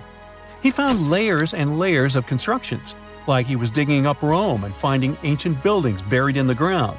His research proved that there had been caverns and even rooms down there, which could only mean one thing: humans. As for the rocks located up in the mound, they were most likely strategically placed by the people who lived there back in the day. They needed a place to meditate, so they arranged things in a harmonious way. Their smooth surfaces wouldn't be the result of years of erosion, but the works of great sculptures, the Michelangelos of their day, let's say. If this is all for real, then human civilizations began way before we think they did. Our ancestors, the Paleolithic humans, didn't have what it took to be considered a civilization, especially not the tools and knowledge to build pyramids. They needed a lot of masonry skills, which weren't all that available during the last ice age. His peers don't share this view, though. They could believe Hillman's theory if he had found evidence such as charcoal and bone fragments, but he didn't. Flint Dibble, another archaeologist, says that without concrete evidence of human activity, there's no proof of an actual pyramid. In this case, all the data proves is that the soil in the mound dates back to 27,000 years ago. He thinks the rocks on top of the mound just slipped down the hill, like rocks normally do. Only a complex society would have managed to build a stepped pyramid like they claim it was. But according to Bill Farley, an American archaeologist, there's just no reason to believe there were any settlements in Indonesia during the last ice age. Now, just so you know, the oldest known ancient society with this kind of knowledge is probably 11,000 years old and used to occupy the region of modern-day Turkey. Take a look, Turkey's Göbekli Tepe. It's also not a pyramid, but it's the oldest monolithic construction made by humans. Back in the Neolithic period, a lot of people settled there, and there are proofs for it. For example, the walls there are covered in ancient drawings of clothing and wild animals. Until recently, the title of the world's oldest pyramid went to a three-sided construction known as the Djoser Pyramid in Egypt. Djoser is located just a few miles south of the Giza complex in a town called Saqqara. It made its way to popular culture more than once. In the 18th century, it became a common feature in European paintings. Young men from the cultural elite did a grand tour around the world, and Saqqara was at the top of their list. It was also featured in the video game Assassin's Creed, with a digital representation way more accurate than many historical drawings of the thing. That was kind of a big deal in ancient Egypt, to build pyramids for kings to spend their afterlives. And if you thought the Khufu pyramid was the oldest one in the world, well, Djoser was built 70 years ahead of that time. The development of new technology has allowed archaeologists to make groundbreaking discoveries, and a new, or should I say ancient pyramid in South America might win the title in dispute. It turns out that pyramids were also pretty fashionable in the Americas in the old days. Among them are the iconic pyramids of Guatemala's Tikal temple complex, the same ones that appeared in Star Wars No. 4. But to find the oldest pyramid in the Americas, one would have to travel to Peru. Deep in the Peruvian desert, archaeologists stumbled upon a sprawling ancient metropolis known as Caral. At first, researchers believed that the settlement was pretty recent, since the site was way too complex for ancient technology to handle it. As we said, Caral is a desert town, like Las Vegas, but without all the hoopla. This means no easy access to water, and for cities like these to thrive, they need a considerable irrigation system, which leads us back to complex technologies. The Peruvians surprised us all with this new discovery. This site was huge, filled with an amphitheater, houses, and religious buildings. The whole thing probably sprawled through 370 acres. And when scientists went to test their initial hypothesis using radiocarbon dating, they found that the city probably sprung around 2027 BCE. On the site, archaeologists found 6 pyramids that could possibly predate the one in Saqqara. As far as they know, both civilizations coexisted in the same time period, in opposite parts of the world. But since researchers can't pinpoint the exact age of Caral's pyramids, it's pretty hard to guess which civilization completed their pyramid first. If only we had a crystal ball. Now, it just so happens that the shape of a pyramid is something that nature is able to produce all on its own, leaving us modern-day humans a bit confused. A classic example is the Japanese site of Yaonagani, which also goes by the name of Japan's Atlantis. The entire monument is about the size of 5 football fields and the height of a 5-story building. Explorers and scientists believe that Yaonagani dates back to 10,000 years ago. For Japan's top marine geologist, Professor Masaki Kimura, Yaonagani is the heritage of a lost civilization. Kimura has dived into exploring the ruins over 100 times over the past 10 years. To him, there are clear signs of human activity down there. Check out this triangular-shaped pool on the monument's surface. Kimura thinks it's actual proof of humans, because this triangle-shaped concave is a historical symbol of water fountains in the region. As it happens with a lot of these cases, not all scientists are convinced the same. For many, Yaonagani is probably the result of thousands of years of erosion, and the fact that the monument is composed of one massive rock leads them to believe it is not really human-made.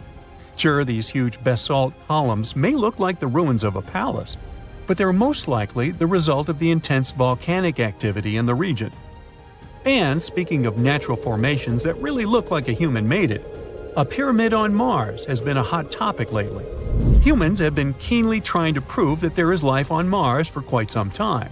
But some are stretching it really far, saying that little green or gray people built a pyramid on the planet to try and build their own civilization. This picture was taken over a decade ago by the Mars Reconnaissance Orbiter, the MRO, but it started to resurface recently. It shows what looks like a 3-sided pyramid.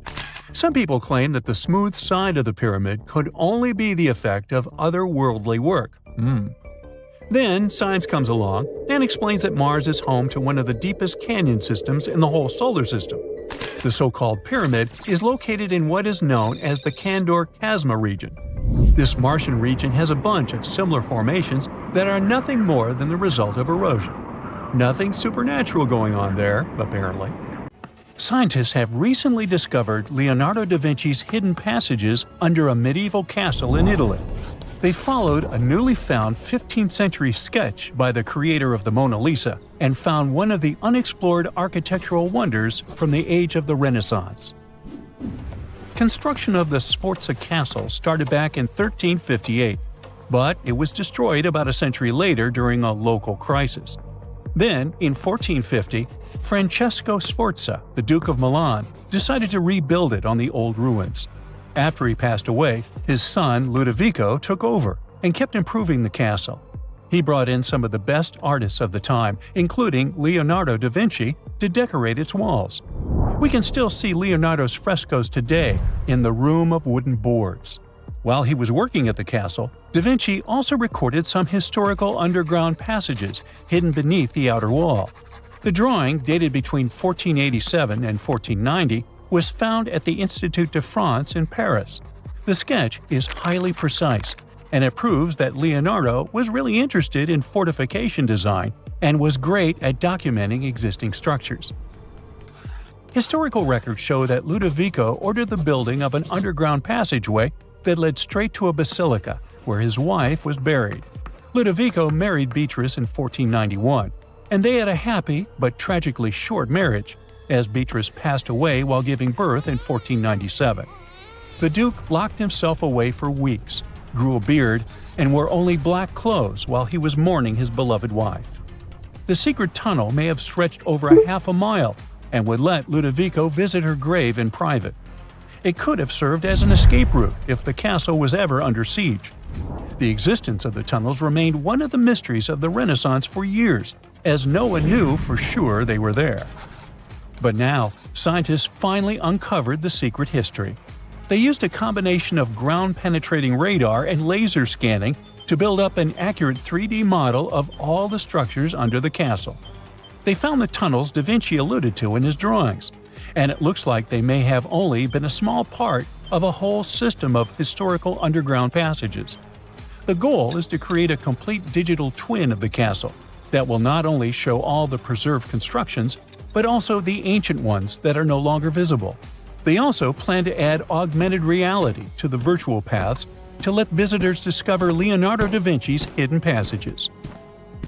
Now, we don't know if the genius actually took part in constructing the hidden passages that scientists recently discovered, but we do know about some other Leonardo da Vinci inventions. He created the first satellite-like map in 1502, long before photography or satellites were even a concept. A famous figure in Italy, Cesare Borgia, invited Leonardo to a small town called Imola, near Bologna, to create a highly detailed map for him. Back then, maps were not very precise, as no one had figured out how to show exact distances on a smaller scale. Instead, people spent a lot of time decorating them with dragons, roses, fancy castles, mountain ranges, flowers, and other artistic details.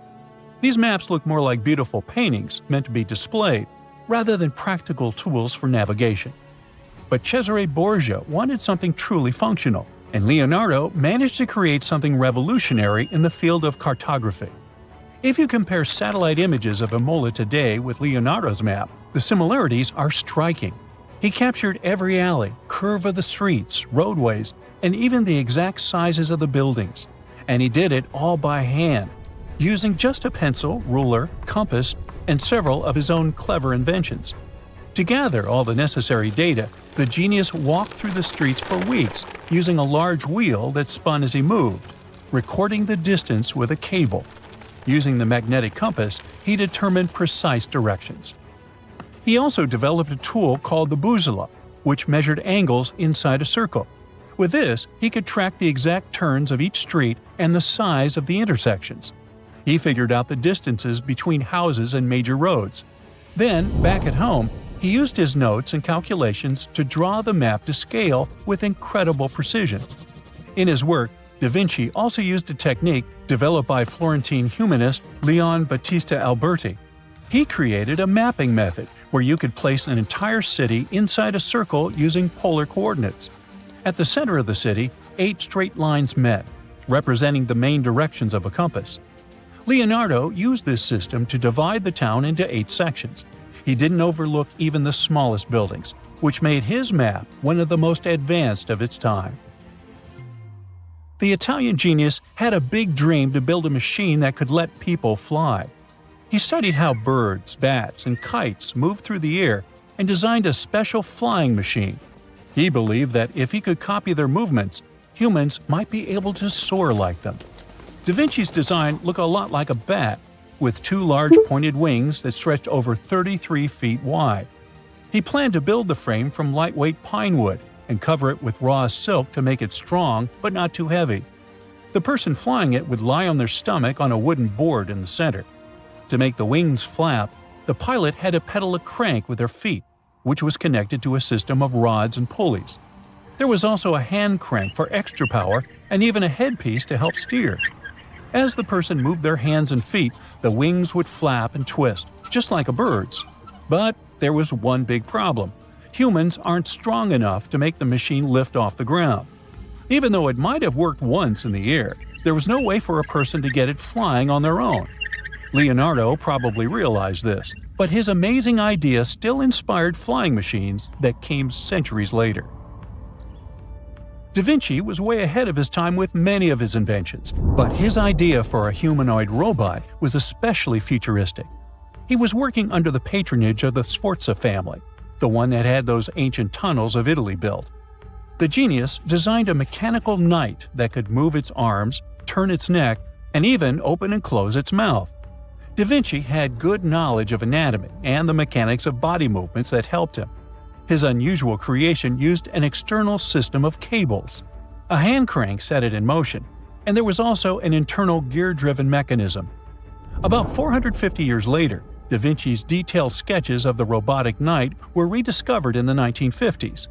Several researchers tried to recreate the robot from those sketches. In 2002, a roboticist who developed systems for NASA and Lockheed Martin took inspiration from the old notes and built a functioning model of Da Vinci's robotic knight.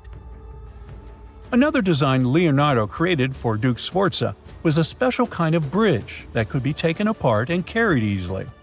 It was made for defense forces who needed to cross rivers or moats while traveling. This bridge would swing across the water and land on the other side. It had wheels and used a rope and pulley system, so it could be set up quickly and packed away just as fast. To keep it steady, it even had a special weight to help balance it.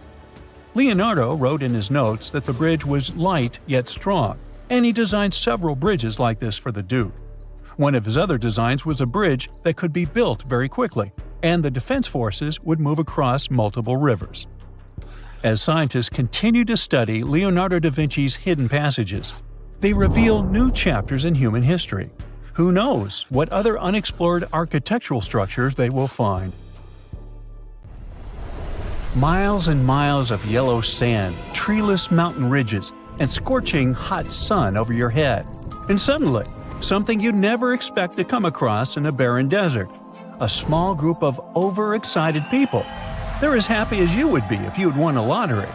They've just found an ancient tomb, once flooded with its walls in bad shape. But the stuff they discovered inside proves that this is the burial site of one of Egypt's most mysterious pharaohs. Historians have been hunting for his tomb for years, but no one expected it to hide ancient treasures. Fast forward. After careful examination of the site, Egyptian officials have announced the discovery of the tomb of King Thutmose II. It's the last missing tomb from Egypt's 18th dynasty. And this is also the first royal tomb found since King Tutankhamun's was discovered in 1922, in more than 100 years. A team of Egyptian and British archaeologists found the tomb in the Theban Mountains area, west of Luxor, near the famous Valley of the Kings. Before this, the site was only known as Tomb C4, but during their excavation, the team found clear evidence proving it belonged to King Thutmose II. Archaeologists actually found the entrance and main tunnel leading to the tomb in 2022. But at first, they thought it belonged to a queen because it was near the graves of Thutmose III's wives. It was also close to Queen Hatshepsut's tomb. Originally, it was prepared for her when she was just a royal wife, but everything changed when she became pharaoh. But we'll talk about this twist of fate a little later. But soon they realized that their discovery was much more significant. They found alabaster jars with Thutmose II's name and the words "deceased king" written on them. That's when they realized that the tomb was actually his final resting place. Sadly, Thutmose II's tomb has seen better days. According to the head of Egypt's antiquities sector and the leader of the Egyptian excavation team, the tomb suffered major damage from ancient floods not long after the pharaoh's death. Water swept through the burial chamber, likely destroying or displacing many of the original artifacts. Much of what had been once inside the tomb was moved elsewhere in an attempt to salvage it. The researchers found out that the tomb had a basic design, with an entrance, a sloping main corridor, and a burial chamber. The corridor was coated in white plaster and rose about 4.5 feet above the floor of the burial chamber. A large staircase and a very large descending corridor of the tomb indicated its grandeur. It took the team a long time to navigate through, though, as the tomb was blocked by flood debris and collapsed ceilings. Only after crawling through a 32-foot passageway with a small 16-inch gap at the top, the worst nightmare for those of us with claustrophobia, were they able to reach the burial chamber. There, they were in for another surprise. They cleared the debris, expecting to find the crushed remains of a burial beneath. But the tomb turned out to be completely empty, and it was not due to robbery. It had been deliberately emptied. The researchers soon realized that the tomb had been flooded since it had been built underneath a waterfall. It happened just a few years after the king's burial, so the contents of the tomb were moved to another location. That's why there was a second corridor in the tomb. It was most likely made to help remove King Thutmose II's body from his flooded tomb. Despite the damage, the excavation team made some really exciting discoveries. They found traces of mortar decorated with blue inscriptions, yellow stars, and fragments from the Book of Amduat, one of the most significant funerary texts in ancient Egypt. The book was meant to guide the deceased through the underworld, ensuring a safe journey to the afterlife. Now, how about we sneak a peek at ancient Egypt's 18th dynasty? It was all about conquering lands, expanding the empire, and building jaw-dropping monuments. Some of the biggest names from that era, Thutmose I and Thutmose III, both legendary warrior kings who left their mark in history. Thutmose I was a fierce fighter who led major military campaigns, pushing Egypt's border further south than ever before, all the way to the fourth cataract of the Nile. His victories gave Egypt access to new trade routes, stronger political ties, and more wealth. His conquests were so significant that they were recorded in the tombs of his top officials. Thutmose III, sometimes called Thutmose the Great, took things even further. He was not only an incredible military strategist, but also the commander of Pharaoh Hatshepsut's armies before becoming king himself. He led between 17 and 20 military campaigns, winning every single one and expanding Egypt's empire to its peak. He even created the world's first navy. Thutmose III is often remembered as Egypt's greatest warrior pharaoh. And sandwiched between these two powerhouses was Thutmose II, a pharaoh who doesn't get nearly as much attention. Hey, the middle child, right? His reign lasted only about 5 years before he passed away at around age 30 in 1479 BCE. He is kind of a mystery. No one really knows what he accomplished. For the longest time, even the location of his burial site was totally unknown. His body was actually found in the 19th century. It was just lying around in the mortuary temple of Deir el-Bahari, in a secret chamber where priests used to hide royal mummies centuries after their original tombs were looted by grave robbers. In other words, Thutmose II's body must have been moved from his original resting place at some point in history to protect it. During his lifetime, Thutmose II made at least one major impact on Egyptian history. He married his half-sister, Hatshepsut. That might not sound like a big deal, but it helped her become Egypt's greatest female pharaoh after he passed. The catch? She kept her stepson, Thutmose III, off the throne for decades. When he finally took power, he erased her name from history out of spite. And still, Hatshepsut is one of Egypt's greatest pharaohs, no matter if you're talking about a man or a woman. She brought a lot of wealth and art to Egypt. She led a big trading trip to a place called Punt, where she brought back things like gold, ebony, and incense. She also made sure her name lasted by building amazing structures that we can still see today. At Karnak, she added huge obelisks. One of them is still standing tall. She also was the one to build the Temple of Dir al-Bahre with its countless columns. She was buried there. Interestingly, Hatshepsut was often shown in art as a man with muscles and a beard, like how pharaohs were usually depicted. But she made sure there was always something in the artwork that reminded people she was a woman, like calling herself Daughter of Re or His Majesty herself. When she passed away in 1458 BCE, Egypt wouldn't have a female ruler as powerful as her until Cleopatra, about 1400 years later. According to Egypt's Supreme Council of Antiquities Secretary General, isn't that a mouthful? Hatshepsut's name actually appears in Thutmose II's tomb, meaning she might have even handled his burial. As for their final resting places, well, Hatshepsut was buried in the Valley of the Kings, and Thutmose II's mummy is now in the National Museum of Egyptian Civilization, alongside other ancient Egyptian rulers. It gives visitors a rare chance to see the remains of a nearly forgotten pharaoh. Now, experts consider the discovery of his tomb to be one of the most significant in recent years. The artifacts found there add important details to our understanding of the history of the region and Thutmose II's rule. And even though the tomb's design is fairly simple and follows the same architectural style preferred by later Egyptian rulers, its historical importance is undeniable. In any case, the mission isn't over yet. Archaeologists are now focusing on solving another mystery. Where did the rest of the tomb's contents end up? The team is determined to continue their search. Who knows what other secrets they will uncover that have remained hidden beneath the sands for thousands of years. Stonehenge wasn't a witchy monument to travel through time. It was actually constructed as a hope to build a different future. Recent research just found out that the monument was probably raised as an attempt to reunite the Britons during a period of big division. The thread of this story lies on the altar stone, the monument's most iconic rock. For years, scientists believed that the stones used in Stonehenge, including the altar stone, came from the nearby Preseli Hills in Wales. In this scenario, Stonehenge would have been built by a local community.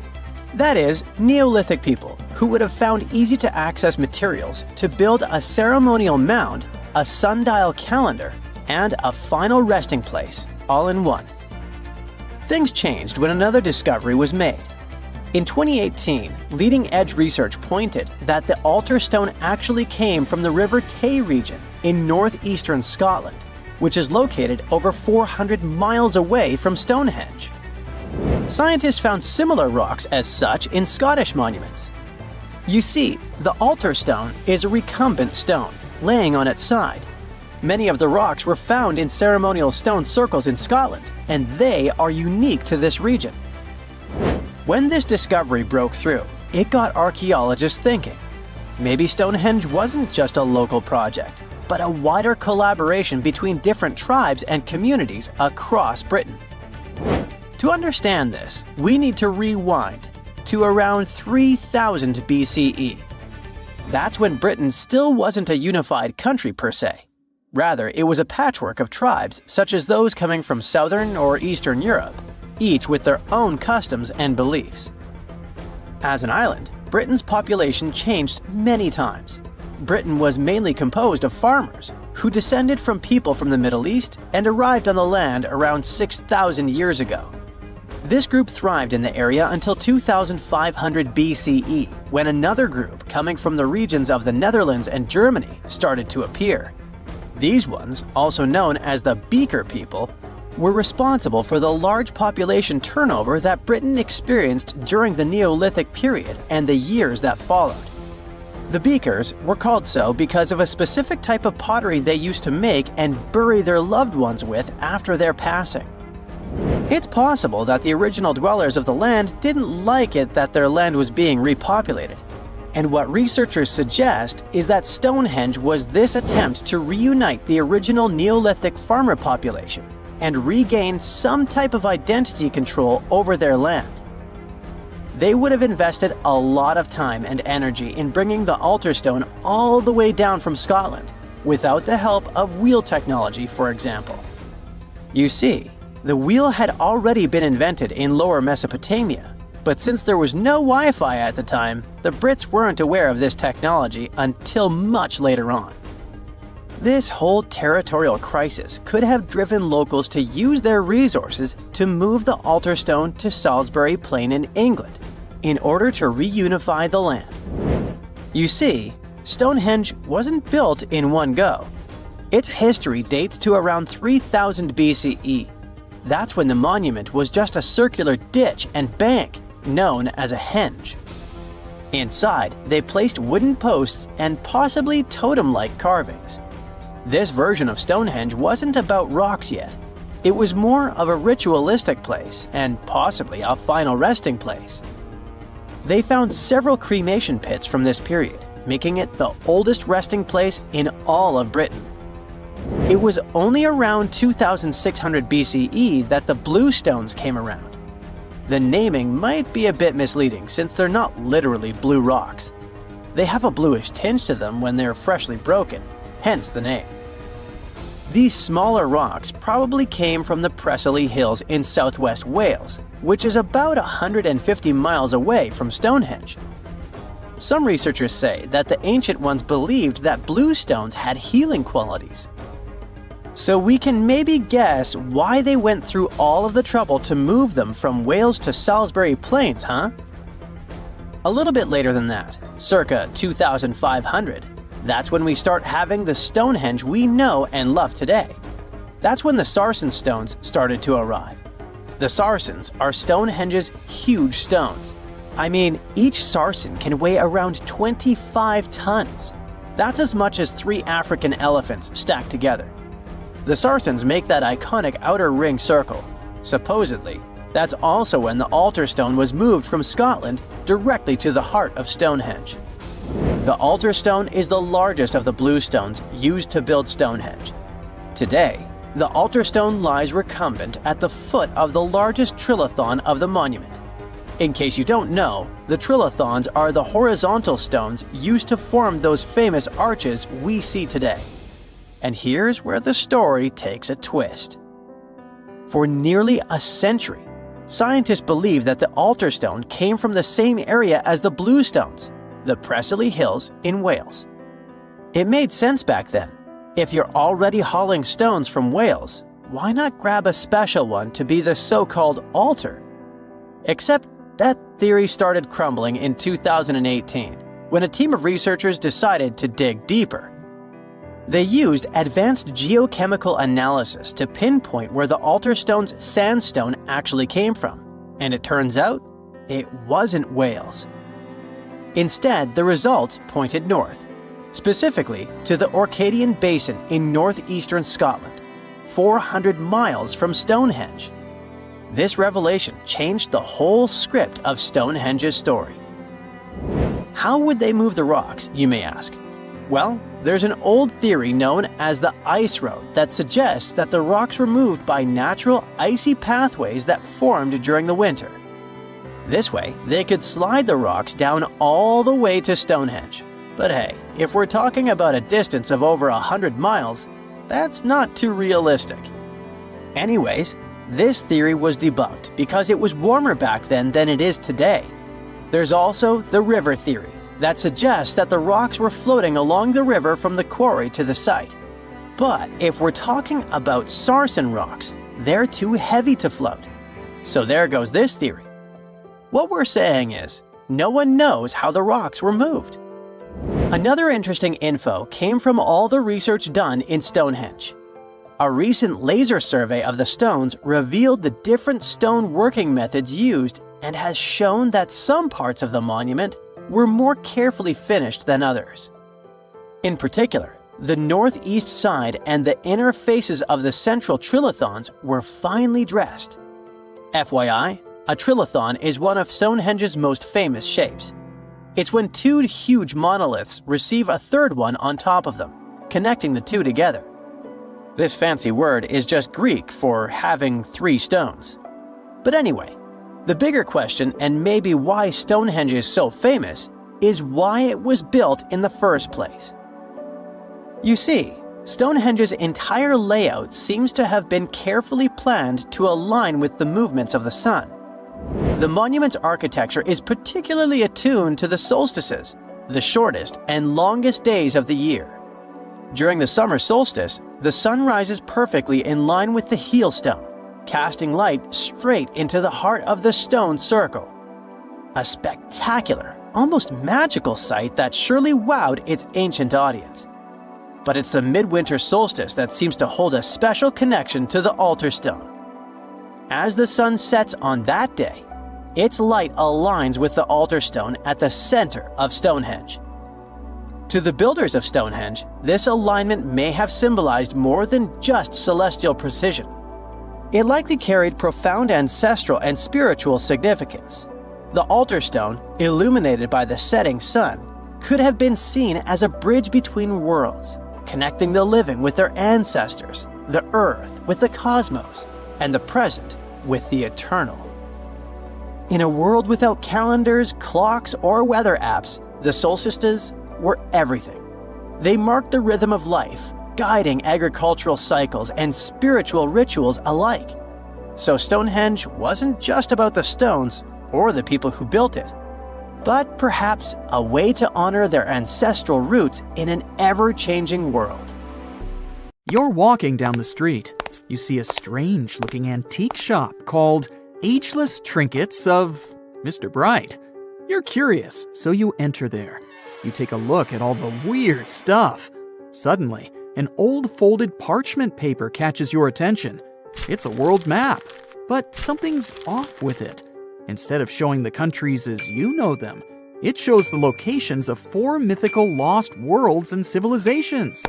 Mr. Bright, the shop owner, comes next to you after realizing your shock. This map won't let you find these places or anything, but I can explain to you the legends behind them if you want, he says. Let me begin with Atlantis. You might know it as Aquaman's underwater kingdom, but Atlantis, the fictional island, was actually first introduced in 2 of Plato's works. According to him, Atlantis was a highly advanced civilization that existed about 9,000 years before his own time, and its story had been passed down by poets, authors, and others. He wrote about Atlantis and its citizens to give a moral lesson and to teach about the dangers of arrogance, as well as the eventual downfall of those who are after too much power. In his dialogues, Plato stated that Atlantis was a great and powerful empire that was respected in all parts of the world. It was founded by beings who were half deities and half human, and became a great naval power after a while. Being an island filled with gold, silver, and other precious metals certainly helped their case. But besides that, it was also known for its breathtaking architecture and state-of-the-art technology, as well as its countless rare and exotic wild animals. Atlanteans were proud of their great achievements and the perfection of their civilization, but their excessive pride was going to bring their downfall. They believed they were so superior that they could gain control over any nation. This led them to launch a series of invasions. They conquered many of the Mediterranean lands, but when it was time to enter Athens, Athenians pushed back with an extraordinary force, so the Atlanteans were finally defeated. Plato stated that deities then got angry at Atlanteans because of how wicked, greedy, and immoral they became. So they punished them by sending earthquakes, which caused Atlantis to sink beneath the sea. Although the earliest written records of Atlantis were Plato's works, some people still believed his story to be based on truth and tried to identify the island of Atlantis with actual countries. Some people suggested it may have been located in the Mediterranean Sea, near the coast of Spain or Italy.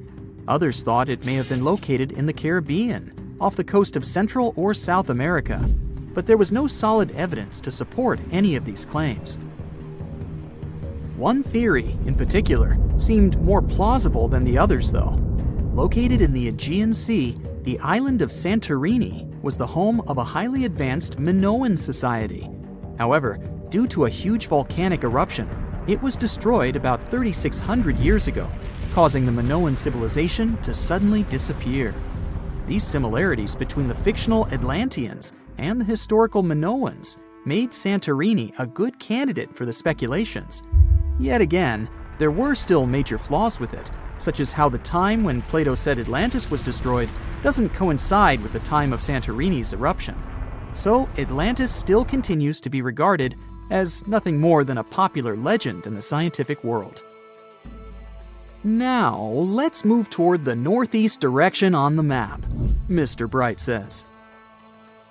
According to Celtic Breton mythology, there once was a magnificent city called Ys, also known as Caris, that towered over Douarnenez Bay in France's Brittany region. It was the most wealthy city in the entire Atlantic. It was especially famous for its beautiful gardens and buildings, and its citizens were all living comfortably and happily there.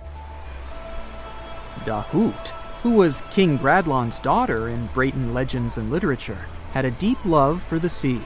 She begged her father to build a city at the edge of the sea, and that is how the city of Ys was established.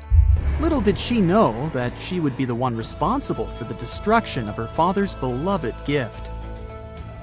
You see, since the city was surrounded by the sea, it needed to be protected by a dike equipped with floodgates, and these gates could only be opened at low tide.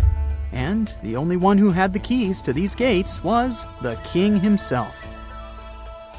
One day, a handsome red knight arrived at the city, but couldn't pass the gates. Dahut was so taken by him that she wanted to let him in. She knew that her father was the keeper of the only key to the city, so she sneaked into his room and stole it from him.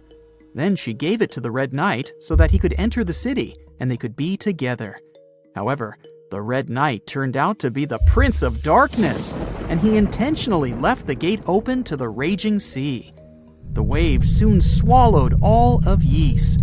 King Gradlon was able to escape on his magical horse, but Dahut couldn't. She turned into an evil mermaid who lured sailors into the sea. Today, if you go to Quimper, a city in Brittany, northwest France, you can find the statue of King Gradlon riding on his horse. Although the city of Ys is a legend, Brittany coast locals believe that on the days when the waters are calm, you can still hear the tolls of the city bells deep under the sea, if you listen carefully. Mr. Bright then points at the Indian Ocean on the map and says, "Now, have you heard about Lemuria?" Back in the mid-1800s, a few scientists suggested that there was once a continent that existed in the Indian Ocean, somewhere close to the south of modern-day Sri Lanka. The first one to popularize this theory was the British lawyer and zoologist Philip Lutley Sclater. In his paper, The Mammals of Madagascar, he stated that he found lemur fossils in India, and not in Africa. However, this discovery was extremely shocking to him because of the fact that lemurs' original homeland, Madagascar, is much closer to Africa. He proposed that this was possible only if some larger continent connected the two once. He stated that this continent must have eventually sunk to the ocean floor. He then named it Lemuria, and hence the theory was born. People who came after Sclater took his theory a step further and thought that Lemuria was also the home of an extinct race of humans called Lemurians, who had 4 arms and enormous bodies, and were also the ancestors of modern-day humans, as well as lemurs. Of course, as new scientific discoveries were made on plate tectonics, evolution, and the study of DNA, the theories regarding the fictional continent called Lemuria were debunked. The last fictional land on the map is Agartha, Mr. Bright says. Taking its roots from Eastern mysticism, one legend says there's a kingdom called Agartha that is located deep beneath the surface of the earth. It's where all 4 corners of the world are connected by paths and tunnels. It is said that there's a secret entrance into Agartha hidden in the Gobi Desert. And it's built by Agarthans themselves, using advanced technology that can't be detected by us, the surface folks. According to some beliefs, Agartha exists to counterbalance the energies of those who live above the surface. While we live in a state of rush and heightened emotions, this world beneath us is the total opposite. Some even say that those who escaped Atlantis fled here to continue their lives inside the Earth's core. And yet, others think it's actually a land that's crawling with all kinds of monsters. But there's no need to be scared, since modern science proved Earth's core is not actually hollow and is a solid hot iron ball. So you can cancel your journey plans to the center of the Earth if you've made any. Thanks, Mr. Bright. Consider the Great Pyramids, one of the original 7 wonders of the world and the only one that still exists today. Did you know that the pyramids of Giza weren't the only pyramids out there? And they weren't even the first ones. First, there were the pretty good pyramids, but they didn't catch on. Nah, I made that up. Back to the story. In ancient Egypt, it was believed that kings were chosen by gods to serve on earth as their mediators. In the afterlife, they were expected to become gods themselves. The pyramid complex was built to make sure that the king had everything they might need in the afterlife. The complex included the pyramid, a palace, and temples. The tomb in the pyramid, where the king was buried, was filled with many things they might need, like furniture, food, and gold vessels. Actually, the first pyramid had been built 80 years before the first pyramid of Giza appeared. Overall, there were around 100 of them. Some weren't finished though, since the construction took a while and not every pharaoh lived long enough to see the end of the construction. And now let's talk about the construction itself. The biggest of the pyramids of Giza is as tall as a 40-story building. So how on earth did they manage to build a structure that massive 5,000 years ago, long before machines and other equipment appeared? Well, let's figure it out. So Pharaoh Khufu ascended the throne around 2575 BCE, and his architects started the construction of the oldest and biggest of the pyramids of Giza. He figured that over 2 million limestone blocks had to be used to build the pyramid, each weighing around 2.5 tons, around the weight of a rhino. The architect wanted to finish the construction in 20 years.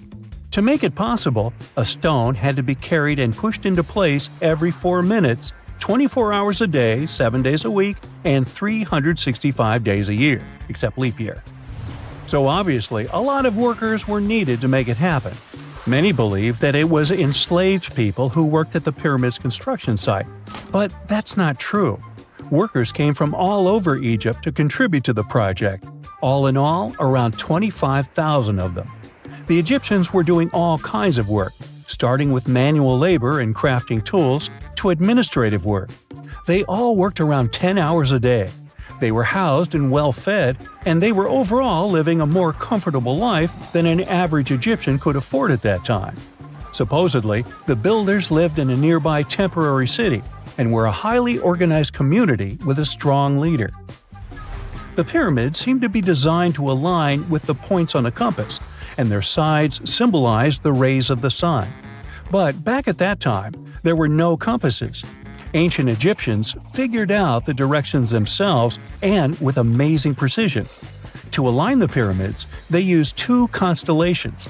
The construction site was arranged on the west bank of the Nile River. This also had a symbolic meaning.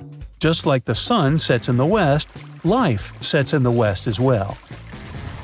The second pyramid of Giza was for Khufu's son, Pharaoh Khafre. It's a bit smaller, but this one has the famous noseless statue of the Sphinx. Of course, originally it had a nose. I would tell you what happened to it, but it's still a mystery, and no one knows for sure.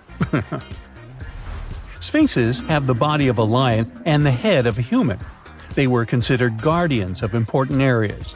This famous Sphinx, also pronounced Sphinx, has the head of Pharaoh Khafre and is guarding his pyramid, facing the sunrise.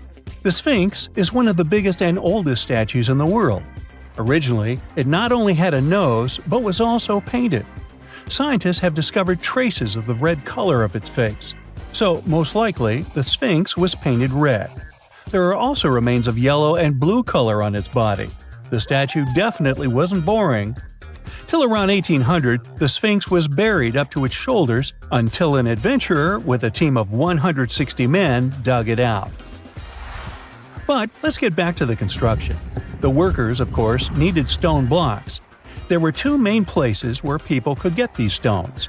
One source was close to the construction site, but that fossil-lined yellow stone was only suitable for the pyramid's interior. The limestone blocks for the exterior were hauled from 8 miles away on 30-foot-long sleds. Apparently, it wasn't too hard to pull them. The sand mixed with the right amount of water was pretty slick, and 10 people could move a sled even with a rock weighing so much. Surprisingly, cutting off a block of limestone wasn't the biggest problem. When in the ground, it was soft and could be split relatively easy. But after getting exposed to the air, limestone hardens. So the most difficult part was to shape the blocks. That step was crucial because the smallest inaccuracies could lead to the whole pyramid collapsing. So, okay, those limestones were mined, carried on a sled, shaped, and then what? How could they be put into place? Well, this is still a mystery. Archaeologists have discovered the remains of a ramp system that dates back around the time the pyramids were being built. So historians have come to the consensus that, most likely, the Egyptians designed a unique ramp system to move and pull huge stone blocks. The most common opinion is that there were several ramps around the pyramid. There probably was a central ramp with 2 staircases on each side of it built over the pyramid stones. The ramp was growing as the pyramid was getting higher. People might have been walking up the stairs, pulling up stones on wooden sleds. But this is just one of the options. Other experts say that the ramps were around the pyramid, and some say that the ramps were inside the pyramid. Maybe we will never know for sure, and it'll forever remain a mystery. The exterior limestone of the pyramid was polished with sand and stone until it gleamed. On top, there was a gold and silver capstone, which glimmered over Egypt like a second sun. So, that's how it was 5,000 years ago. Now, about the interior. Surprisingly, there's not much inside the pyramid. Most of it is just solid stone with very little open space. But let's take a quick look inside.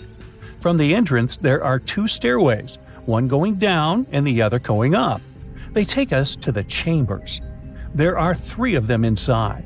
Now, why is that? Apparently, throughout the whole construction, a burial chamber had to be prepared at all times, just in case a pharaoh kicked the bucket before the construction ended. So, separate chambers were built one after another as the construction progressed. The last of them was the main one. It's called the King's Chamber. It's the one where Khufu was resting. It's the biggest room at the very heart of the pyramid, and there's a big passageway leading to it. It was likely used as a kind of elevator to move granite up to build the interior. Granite was also used to make 5 stories of support beams to ensure that the pyramid didn't collapse. And we can see that it worked since it's been standing for centuries. Unfortunately, none of these chambers have hieroglyphs on the walls. If you want to see the writings, you should go to the decorated tombs near the pyramids. Those pieces of art are depiction of ancient Egypt's culture and daily life. The texts allow researchers to study their language and grammar. The treasures that once were in the pyramids have been taken by people. There are also many secret tunnels and passages inside the pyramids, but even today, no one knows the whole plan of the interior. Scientists have been sending little robots with cameras inside for many years, but there's still a lot we don't know about the pyramids. Now they're trying to use an X-ray to scan the pyramids from the outside, without going inside.